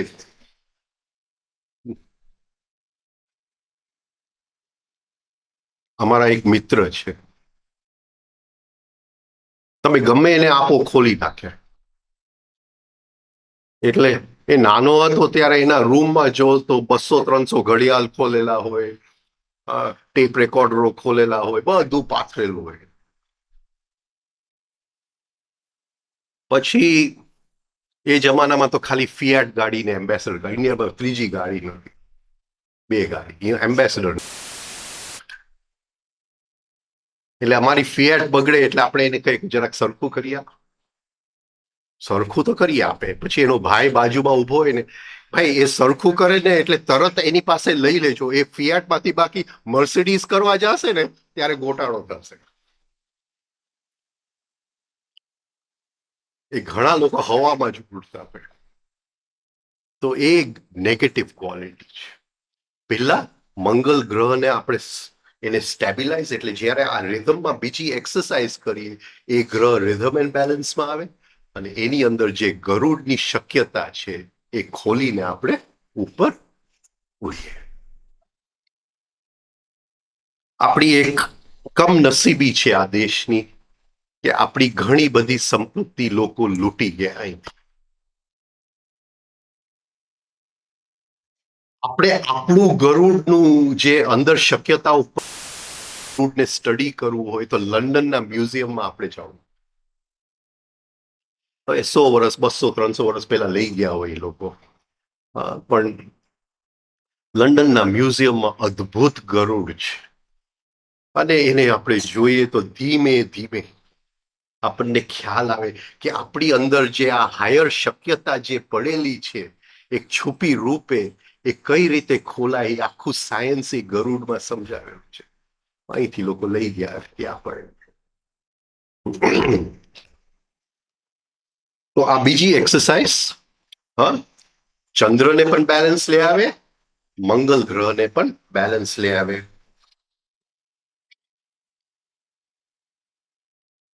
એક્ઝીમા, ખરજવું, શું કહેવાય, ઇચિંગ શું કહે, ખંજવાળ, હા, લોહીના રોગો એટલે લોહીના કોરલ પહેરીએ. મંગલનું ગ્રહનું જે સ્ટોન છે ને એ લાલ કલરનું કોરલ છે, એ પહેરીએ. મંગલ જો ખોટી રીતે શક્ય બને કે ક્યાંક આપણને ચાકુ લાગી જાય, કોઈની બંદૂકની ગોળી લાગી જાય, કંઈક અકસ્માત થઈ જાય. હા, તો આ બધાને માંથી આપણે આ સેકન્ડ એક્સરસાઇઝ જે છે એ આપણને બચાવે છે, એટલે બહુ ઇમ્પોર્ટન્ટ છે. બરાબર. પોઝિટિવ સાઈડ આપણે જોઈ ગયા અભય મુદ્રા. હા, ગણપતિની એક મુદ્રા છે અભય મુદ્રા. અભય મુદ્રા. હવે ત્રીજી એક્સરસાઇઝ સેક્સ સેન્ટરની સાથે કનેક્ટેડ છે. એમાં બે ગ્રહો આવે છે, એક શુક્ર અને એક હવે નવી શોધ થઈ છે યુરેનસ. હર્ષલ, યુરેનસ. હવે જ્યારે આ ડિસ્ટર્બ્ડ હોય યુરેનસ સ્પેશિયલી જ્યારે ડિસ્ટર્બ્ડ હોય ત્યારે એ વ્યક્તિ ડિસરપ્ટિવ હોય.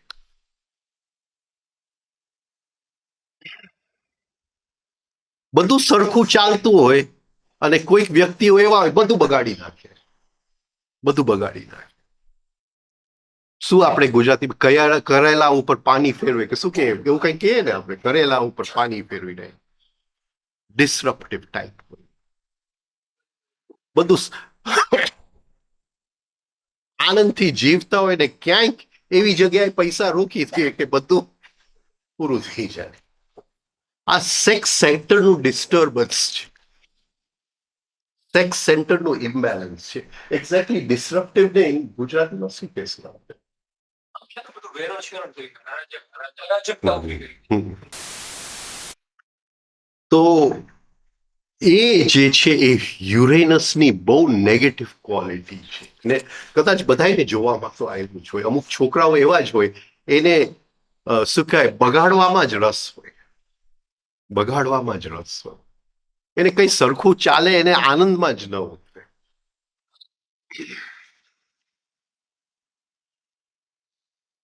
પણ યુરેનસની પોઝિટિવ સાઈડ છે. હવે શ્રી કૃષ્ણ જે છે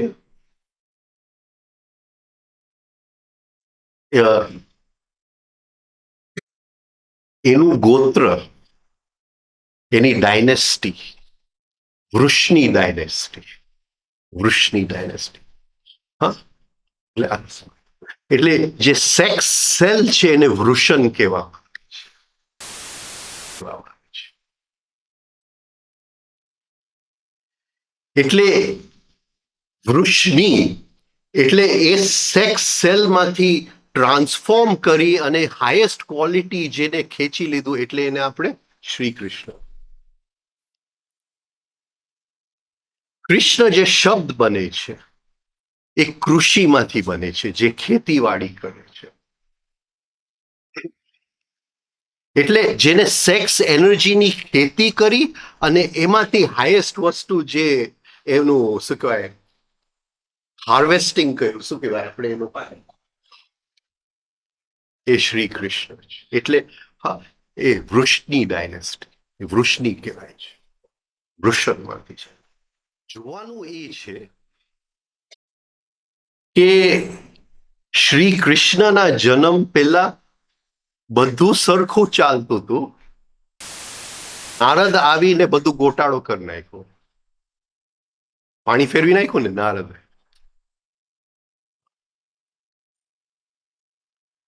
આકાશવાણી થઈ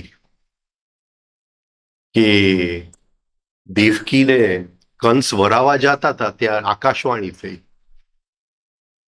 કે 8મો દીકરો તારું મૃત્યુનું કારણ છે.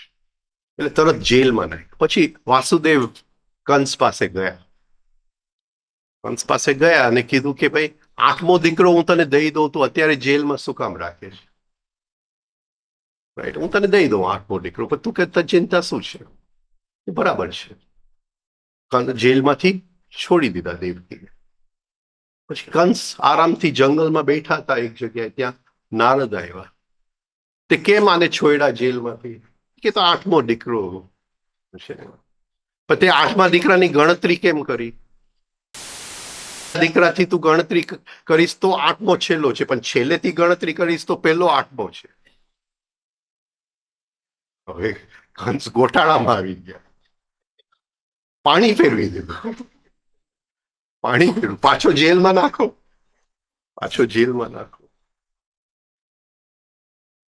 બીજેથી ગણશો તો 7મો 8મો ગણાય. તે ગણતરી ક્યાંથી કરી?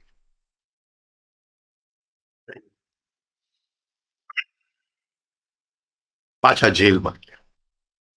રાઈટ? તો આપણા બધાની અંદર એક શક્યતા પડી છે કે સેક્સ સેલ બ્રેઇન સેલ બની શકે.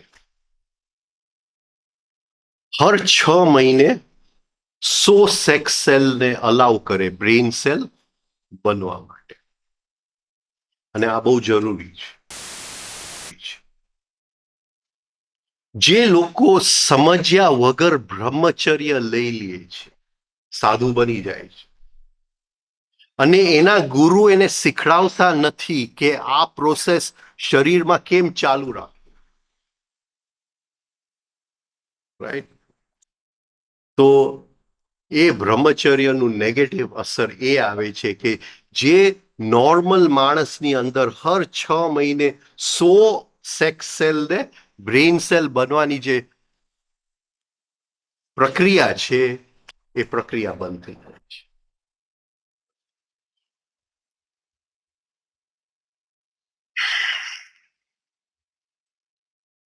મારે એક વખત બન્યું એવું કે એક બહુ પ્રખ્યાત જૈન મુનિ બીમાર હતા. બહુ જ બીમાર હતા. એટલે કોઈ કીધું કે ભાઈ આ ભાઈ કંઈક દવા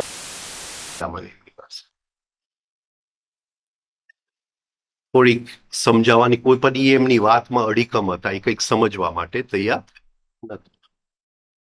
થોડીક વાત કરી. હવે એમને ત્યાં 3-4 એમના શિષ્ય બેઠા હતા, અને હું વાત કરતો હતો ત્યારે એક શિષ્ય ઉઠીને ચાલ્યો. મને જરા ત્યારે ડાઉટ તો થયો કે કંઈક આમાં ગોટાળો લાગે છે, પણ ખબર ન પડી મને. પછી નીચે ઉતરો એમના બેડરૂમમાંથી મળીને નીચે. ત્યાં બધા શિષ્ય હોલમાં ભેગા થઈ ગયા. ઓલા ભાઈ મને પકડીને બેસાડી દીધો. હવે આ બધા જૈન સાધુ, પ્રખ્યાત મુનિના શિષ્ય, મને કે તમે ત્યાં ઉપર વાત કરતા હતા એમાંથી અમે એક વસ્તુ જાણી ગયા છે. તમે કે સેક્સના વિચારોમાંથી મુક્તિ કેમ મળે? એટલે મેં કીધું કે તમને આ સફેદ કપડા સાધુના કોઈએ પહેરાવ્યા, જે તમારો ગુરુ છે એને તમારે પૂછવાનું કે ભાઈ આ કપડા પહેરતા પહેલા અમને આ વિચારોમાંથી કેમ મુક્તિ મળે એ તમારે શીખડાવવું જોઈએ. બાકી આ તમે કપડા કેવી રીતે પહેર્યા? સાચી વાત છે કે નહીં? મારું કામ નથી નહીં કે તમે શીખડાવો. પછી કલાકે એ લોકો સાથે બેસીને અમુક મુદ્રાઓ શીખડાવ્યા, જેનાથી સેક્સના વિચાર ઓછા થઈ જાય.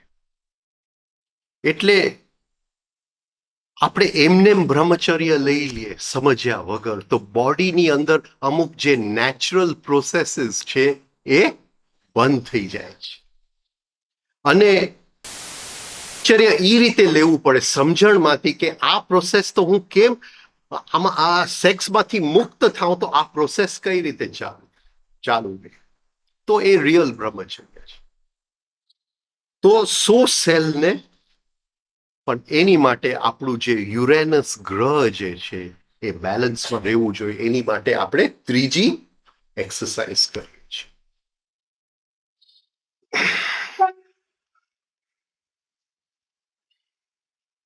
ઘણા લોકોની અંદર ઇરરિસ્પોન્સિબિલિટી, બિન જવાબદારી હોય. એ જવાબદારી લે જ નહીં. આપ પણ યુરેનસનું નેગેટિવ પાર્ટ છે.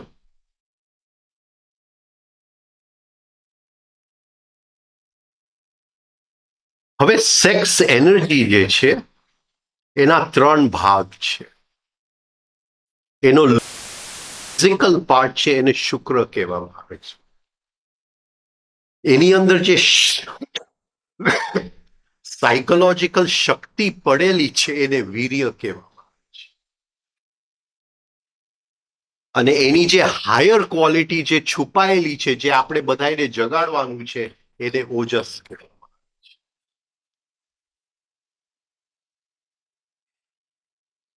જ્યારે આપણે સેક્સના વિચાર કરીએ છીએ ત્યારે આપણે શુક્ર ગુમાવતા નથી, આપણે શું ગુમાવીએ છીએ? વીર્ય ગુમાવીએ છીએ. વીર્ય ગુમાવીએ. ફિઝિકલ માઇક્રોસ્કોપમાં સાયન્સ સ્ટડી કરશે તો કઈ ફરક નથી પડતો.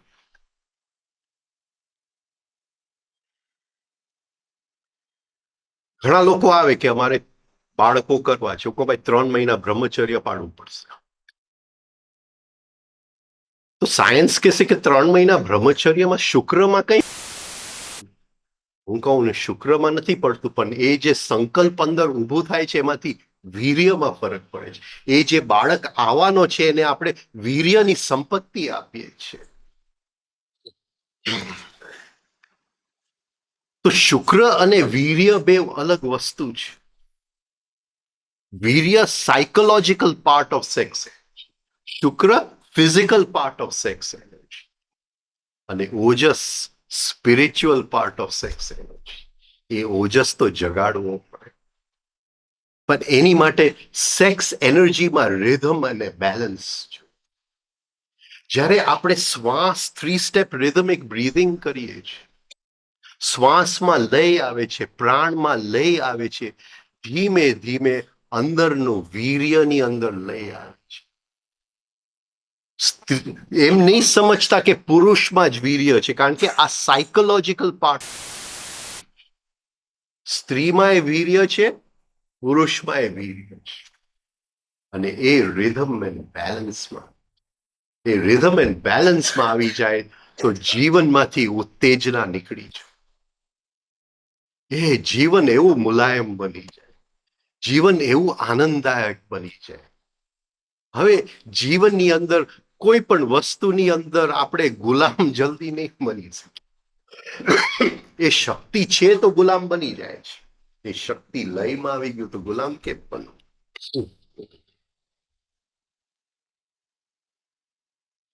એટલે આ ત્રીજી એક્સરસાઇઝ છે. જો યુરેનસ આપણી અંદર હર્ષદ એ બરાબર જો બેલેન્સમાં આવી જાય તો આપણી અંદર હરેક બાઉન્ડ્રીની પાર શું સત્ય છે એ જોવાની અંદર અભિપ્સા જાગે. અભિપ્સા જાગે.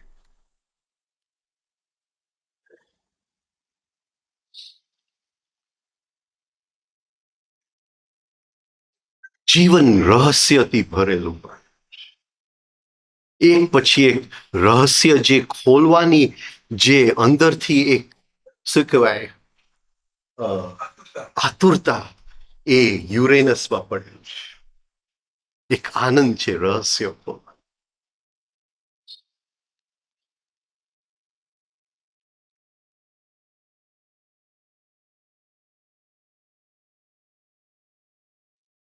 બે વર્ષ પહેલા કેલિફોર્નિયાના એક હવેલીમાં, દર વર્ષે હું ત્યાં અઠવાડિયું લેક્ચર આપું કેલિફોર્નિયાના, અને છેલ્લા 8 વર્ષથી આપું છું. હવેલી છે, વૈષ્ણવ નો હવેલી છે. તો 2 વર્ષ પહેલા મારો 7 દિવસનો પ્રોગ્રામ પૂરો થયો, એટલે છેલ્લે દિવસે પૂર્ણાહુતિ હતી. એક ભાઈ ઉભા થયા કે જાતા જાતા અમને આ શ્રીનાથજીનું સ્ટેચ્યુ સમજાવી દે કે શું પડેલું છે અહીંયા.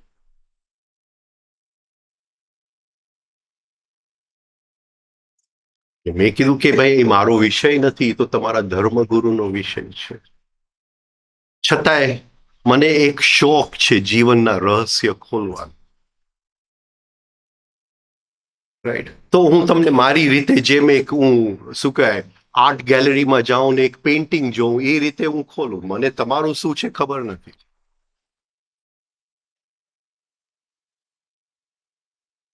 તમે જોયું છે શ્રીનાથજીનું સ્ટેચ્યુ?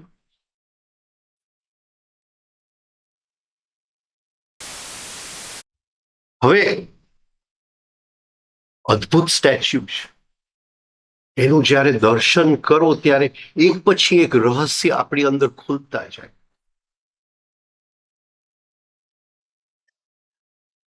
હવે એને તમે આમ જુઓ ને તો આપણે નાના હતા અને ખબર છે આપણે પેઇન્ટિંગ બનાવીએ, એક બાજુ પેઇન્ટિંગ પછી કાગળને આમ ફોલ્ડ કરીએ અને બેઉ બાજુ સેમ. એવું લાગે કે આ કોઈ કે આ રીતે આનું ડુપ્લિકેટ છે, આનું ડુપ્લિકેટ છે.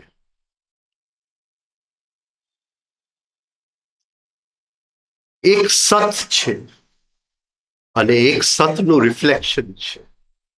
એ સતનું રિફ્લેક્શન છે એ અહમ છે. આ એક સ્ટેચ્યુની અંદર આપણો અહમ અને આપણે બેઉને એક સાથે જોઈ શકીએ. એ કે મારા દર્શન કરો, હું તમારી અંદર શું પડેલું છે હું તમને ખોલી આપું છું. આ દર્શન કરવાની રીત છે. દર્શન કરવાની રીત.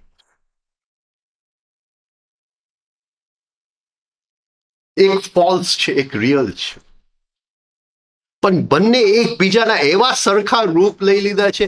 ઓળખવું કેમ? ઓળખવું કેમ? તો જ્યારે એના દર્શન કરીએ તો આપણી અંદર એ બંને છૂટા થઈ જાય. એ સ્ટેચ્યુ બનાવી છે એવી રીતે કે અહમને ઓળખી જાઓ, અહમમાંથી મુક્તિ મેળવો. એ અહમ આત્માનો રૂપ લઈ લે છે. બહુ હોશિયાર છે. એના કપડા પહેરી લે છે.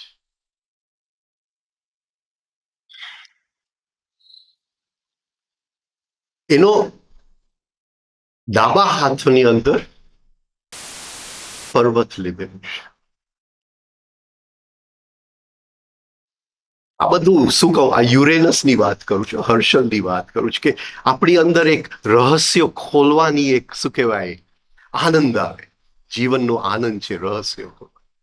તો એનો આ જે એલ્બો છે કાનના લાઈનમાં છે અને કાન જે છે એ થર્ડ આઈના લાઈનમાં છે. કાનની અંદર એક ઇયરિંગ, ઇયરિંગને શું કહેશું, કડી કડી પહેરે છે. એ કે છે કે મારી અંદર હવે આ કાનની અંદર ઉત્તેજનાની શક્તિ નથી, સંવેદનાની શક્તિ છે. હવે હું કંઈ પણ સાંભળું મને કોઈ ગુલામ નહીં કરી શકે. આપણે સવારે વાત થઈ, આવીને કહી જાય કે હા ભાઈ તારી બાબતમાં આવી વાત કરતો તો મારા કાન કૃષ્ણ શ્રીનાથજી એના કાનમાં કડી પહેરેલી છે કે એ મારા કાન એવા નથી કે કોઈની પણ વાતમાં.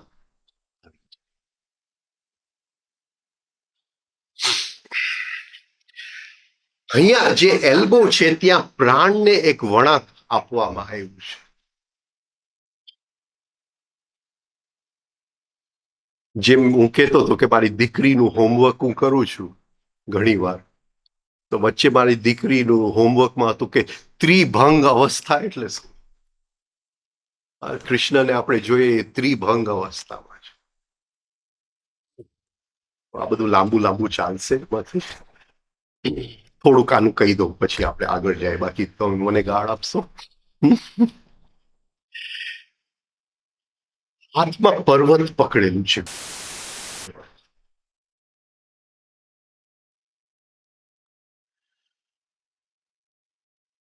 આ પ્રાણનો વળાંક સમજાય છે તમને? પ્રાણનો વળાંક આપણે જ્યારે લયમાં શ્વાસ લઈએ છીએ 1 2 3 5 6 ત્યારે પ્રાણને આપણે એક વળાંક આપી દઈએ છીએ. ગોવર્ધન પર્વત, ગો એટલે આપણી 5 ઇન્દ્રિયો, વર્ધન એટલે ઇન્દ્રિયોની જે શક્તિ એનું એક્સપેન્શન.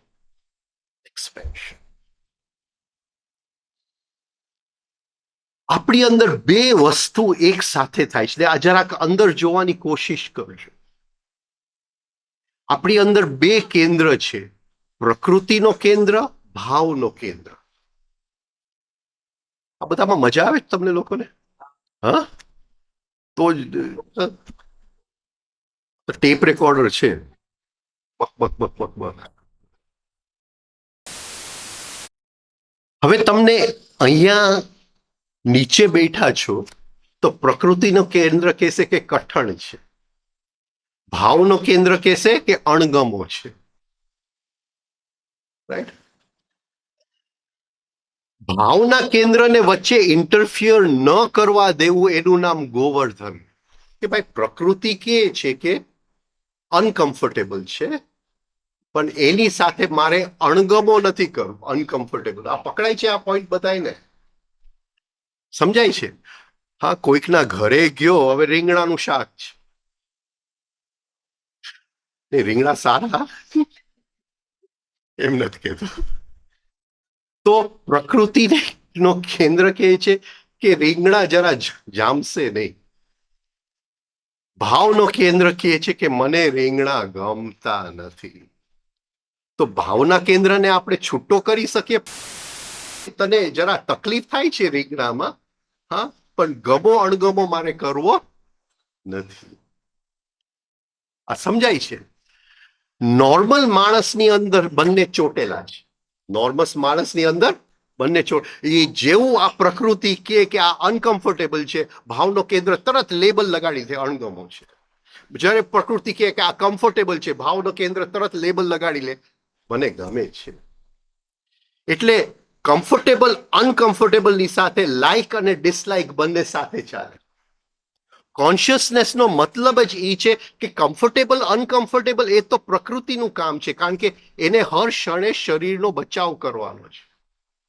એટલે ક્યાંક અનકમ્ફર્ટેબલ હોય તો આપણે પાછા ફરી જાય, પણ એની સાથે ગમો અણગમો શું કામ? એટલે જાગૃતિનો મતલબ જ એ છે કે ગમા અણગમામાંથી ગોવર્ધન. તો પ્રકૃતિ એટલે 5 ઇન્દ્રિય. એટલે મેં 5 ઇન્દ્રિયનું વર્ધન જે કર્યું, એક્સપેન્શન કર્યું. એટલે કૃષ્ણ કહે છે કે મને જે કમ્ફર્ટેબલ અનકમ્ફર્ટેબલ લાગે છે, પણ મારા જીવનમાં ક્યાંય પણ ગમો અણગમો નથી.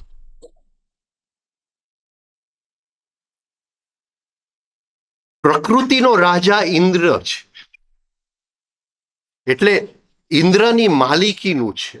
પ્રકૃતિની શક્તિ, 5 ઇન્દ્રિયોની શક્તિ કોના માલિકીનું છે?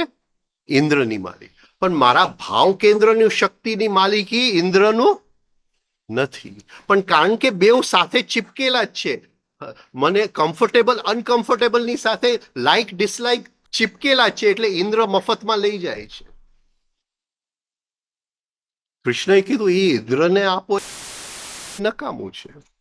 ગોવર્ધન એટલે ગમા અણગમામાંથી મુક્ત થાવ, એને ઇન્દ્રિયની શક્તિનો એ રાજા છે, એનું કામ કરવા દે.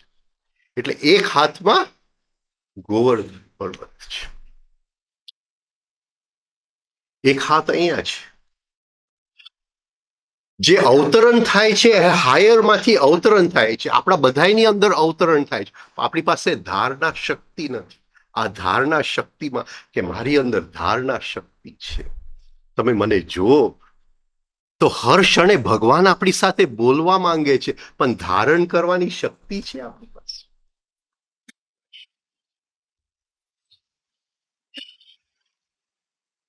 એની આંખ નીચે તરફ છે, આંખ આપણી સામે નથી જોતા. એના આંખ ક્યાં જોઈએ છે? નીચે તરફ જોઈએ છે.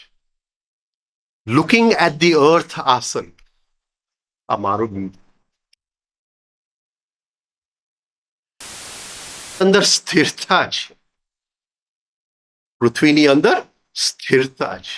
એ કે છે કે તમે મને જુઓ તો એ સ્થિરતામાં તમે ભાગરૂપ થાઓ. મારી અંદર વિશ્વાસ રાખો, એ સ્થિરતા તમારી અંદર આવશે.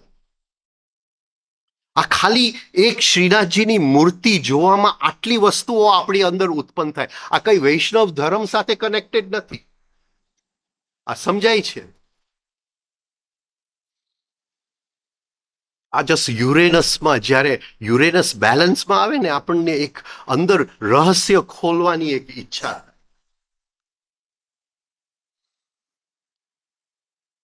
એ સ્ટેચ્યુની અંદર જે સેન્ટર ઓફ ગ્રેવિટી છે ને એ માથાનું છે.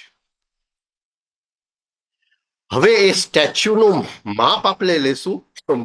હેડ 1 2 3 4 હા 5 અને પગ 5.5 5.5 માથાનું સ્ટેચ્યુ છે. રાઈટ. એને જે આર્ટિસ્ટે બનાવ્યું છે એને માથાનો માપ લીધું છે. માથું એટલે શાંત રસ. હૃદય એટલે મૈત્રી રસ.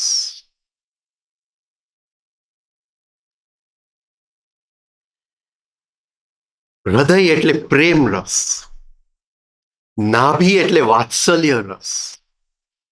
નાભીની નીચે એટલે પ્રીતિ રસ. એ કે છે કે આ 5 રસની સાથે તમે મારી સાથે જોડાઓ. શાંત રસ, હા, મૈત્રી રસ, પ્રેમ રસ, વાત્સલ્ય રસ અને પ્રીતિ રસ. આ 5 રીતે તમે મારી સાથે જોડાઓ. એ એક સ્ટેચ્યુની અંદર આ બધું છુપાયેલું છે.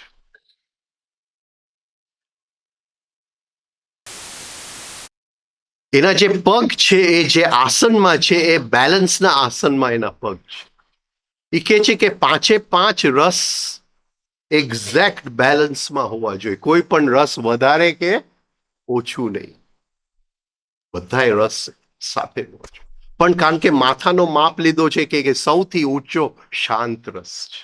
મેડિટેટિવ એટીટ્યુડ, શાંત રસ છે. પછી હું વાતો કરતો જાઉં તો આપણે એના ભાગલા પાડશું તો ઘણું બધું થશે. પણ એક સ્ટેચ્યુ જ્યારે આપણે મંદિરની અંદર જઈને એક સ્ટેચ્યુનું દર્શન કરીએ છીએ ત્યારે એ દર્શનની અંદર આટલી બધી વસ્તુઓ આપણી અંદર ખીલતી જાય છે. એ જીવનના રહસ્ય છે. એને દર્શન કહેવાય.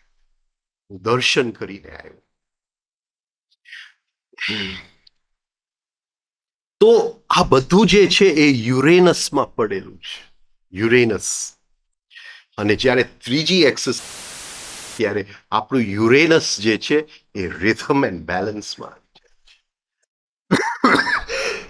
આપણી અંદર એક ઓરિજિનાલિટી આવી જાય. આપણી અંદર એક વ્યક્તિગત ઇન્ડિવિજ્યુઆલિટી આવી જાય જેને એનલાઇટનમેન્ટ કહે છે. એની માટે યુરેનસ નું બરાબર બેલેન્સ હોવું જોઈએ. ઘણા લોકો એનલાઇટન તો થઈ જાય છે પણ એના વ્યવહારની અંદર ડિસરપ્ટિવ હોય. શું કહેવાય? અસંતુલન હોય વ્યવહારની અંદર. એ આવીને જેમ તેમ બોલી જાય, જેમ તેમ વાણીનો ઉપયોગ કરે. જાણે કે શિષ્યને ગાજ મારવાનો હોય એટલે એ રીતે વાત કરે. તો એક બાજુ સત્યના દર્શન થઈ ગયા પણ જે અહમ ઓગળવું જોઈએ એ અહમ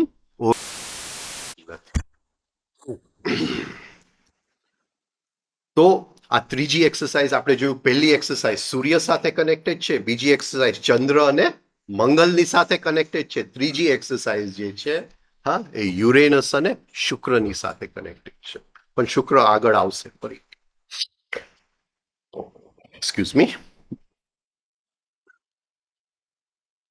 ચોથી એક્સરસાઇઝ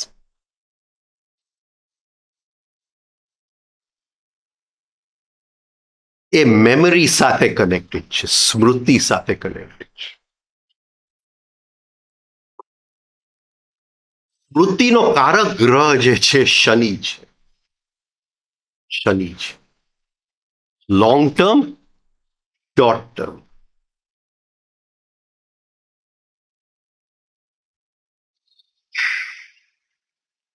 શનિની અંદર અમુક છે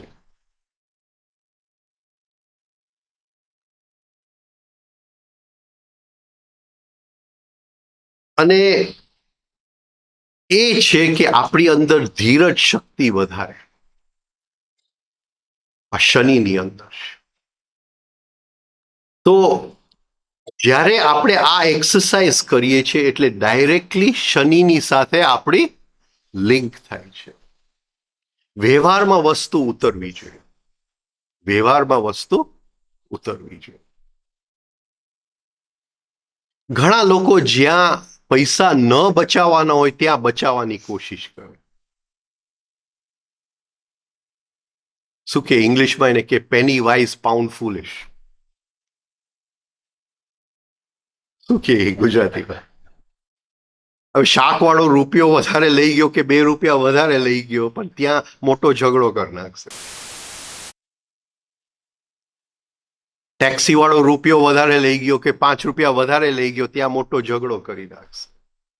સ્ટેશન ઉપર કુલી 10 રૂપિયા વધારે લઈ ગયો કે 20 રૂપિયા વધારે લઈ ગયો ત્યાં ઝઘડો કરી નાખશે. રિક્ષા વાળો વધારે લઈ ગયો ઓછું લઈ ગયો ત્યાં ઝઘડો કરી નાખશે. જ્યાં પૈસા ન ગણવાના હોય ત્યાં ગણવા બેસી જાય.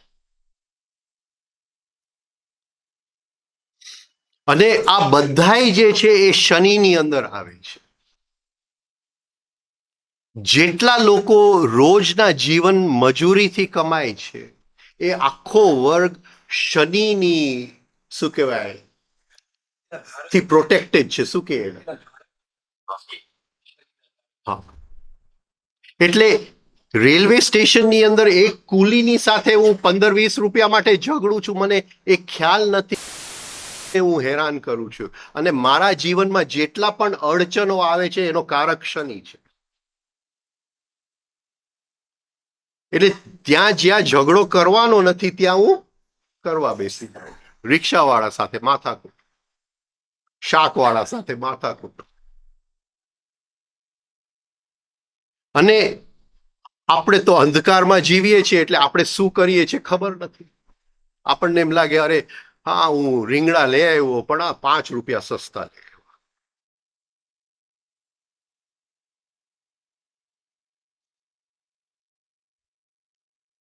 હમણાં 3 મહિના બરોડા હતો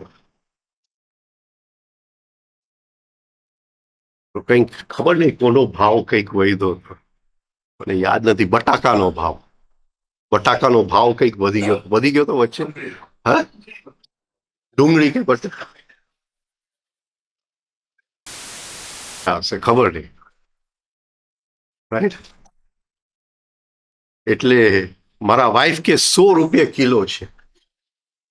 હા, ટમેટા હતા નહીં, ટમેટા નતા, એ લગભગ બટાકા હતા લગભગ. કેવું નહીં હવે ડુંગળી હશે, ડુંગળી.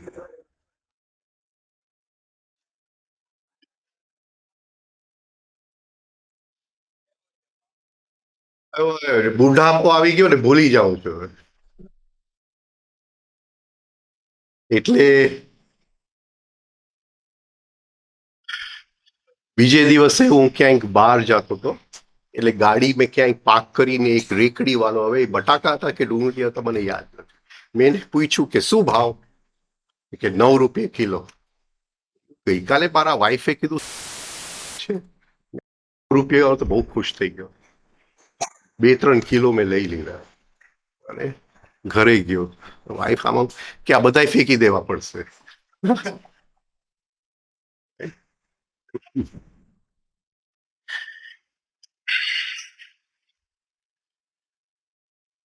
તો જ્યાં આપણને રિયલી કંઈ ફરક નથી પડતો અને એ બધા શનિથી પ્રોટેક્ટેડ છે, શનિથી પ્રોટેક્ટેડ છે.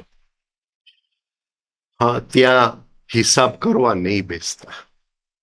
એ દુઃખને આમંત્રણ પત્ર આપવા જેવું છે, કારણ કે એ બધા શનિના દેખરેખની અંદર આવે છે. બીજું, આપણી વાણી કેવી છે, સ્પેશિયલી આપણા ઘરમાં કોઈ કામ કરતું હોય એની સાથે આપણો વાણી કેવો છે.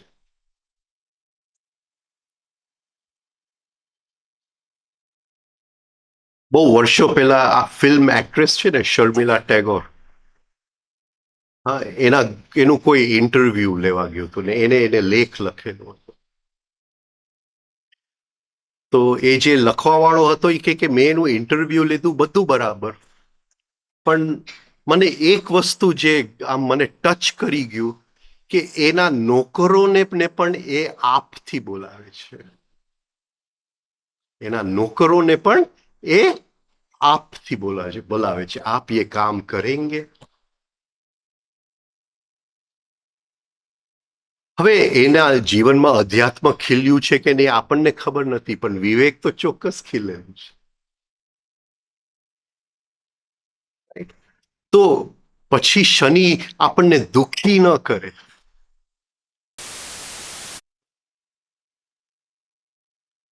તો એ થોડું આપણે જોવું જોઈએ કે એ જે વર્ગ છે એની સાથે આપણો વ્યવહાર કેવો છે. તો આ જે ચોથી એક્સરસાઇઝ જે છે એ આપણું શનિ સાથેના વ્યવહાર સાથે કનેક્ટેડ છે. એની સાથે છે. શનિ જે મજબૂત થતું જાય આપણા જીવનની અંદર, ધીરજ શક્તિ આવે, જીવનમાં જે અડચણો આવે એ અડચણમાંથી ઉપર કેમ ઉઠવું એની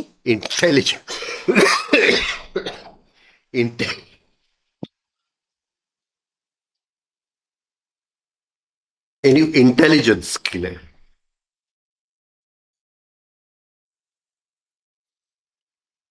ઘણી વાર અમુક નેગેટિવ સ્ટેટ્સ આપણને આવે, આપણને હોપલેસનેસ કે આમાં હું કંઈ કરી શકતો, ડિસ્પોન્ડન્સ એટલે આપણને ગમે નહીં, કંઈ પણ આમ લાગે કે હવે કંઈ ગમતું નથી. આ બધું શનિનો પ્રભાવ છે. તો શનિ જેમ આપણે એને સરખી રીતે બેલેન્સમાં લઈ આવીએ, આ બધી વસ્તુમાંથી મુક્તિ મળે અને જીવનમાં જે કાર્ય કરીએ હા એમાં આપણને સક્સેસ મળે.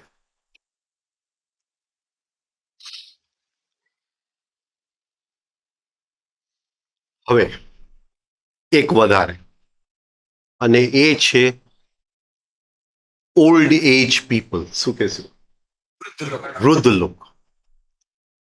વૃદ્ધ લોકો સાથે આપણો વ્યવહાર કેવો છે?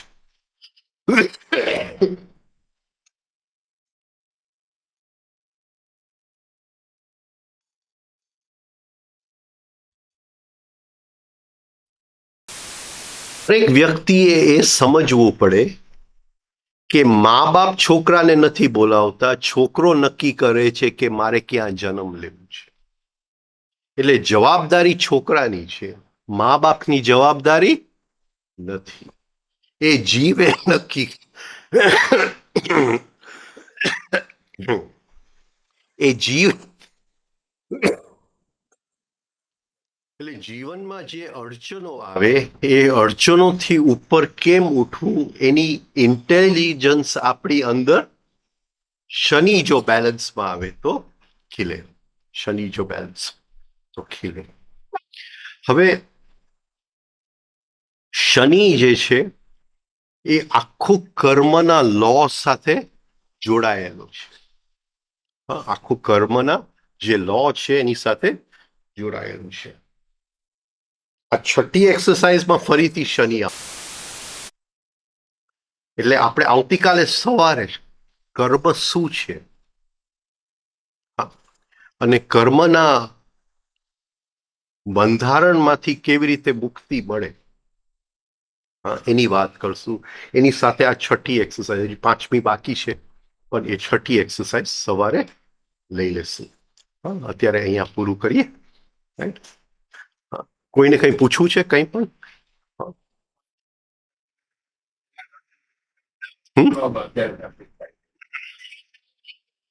હા, ઓલ્ડ એજ કે બાળક જે છે એ નક્કી કરે છે કે મારે ક્યાં જન્મ લેવું. જવાબદારી માતા પિતાની નથી, જવાબદારી કોની છે?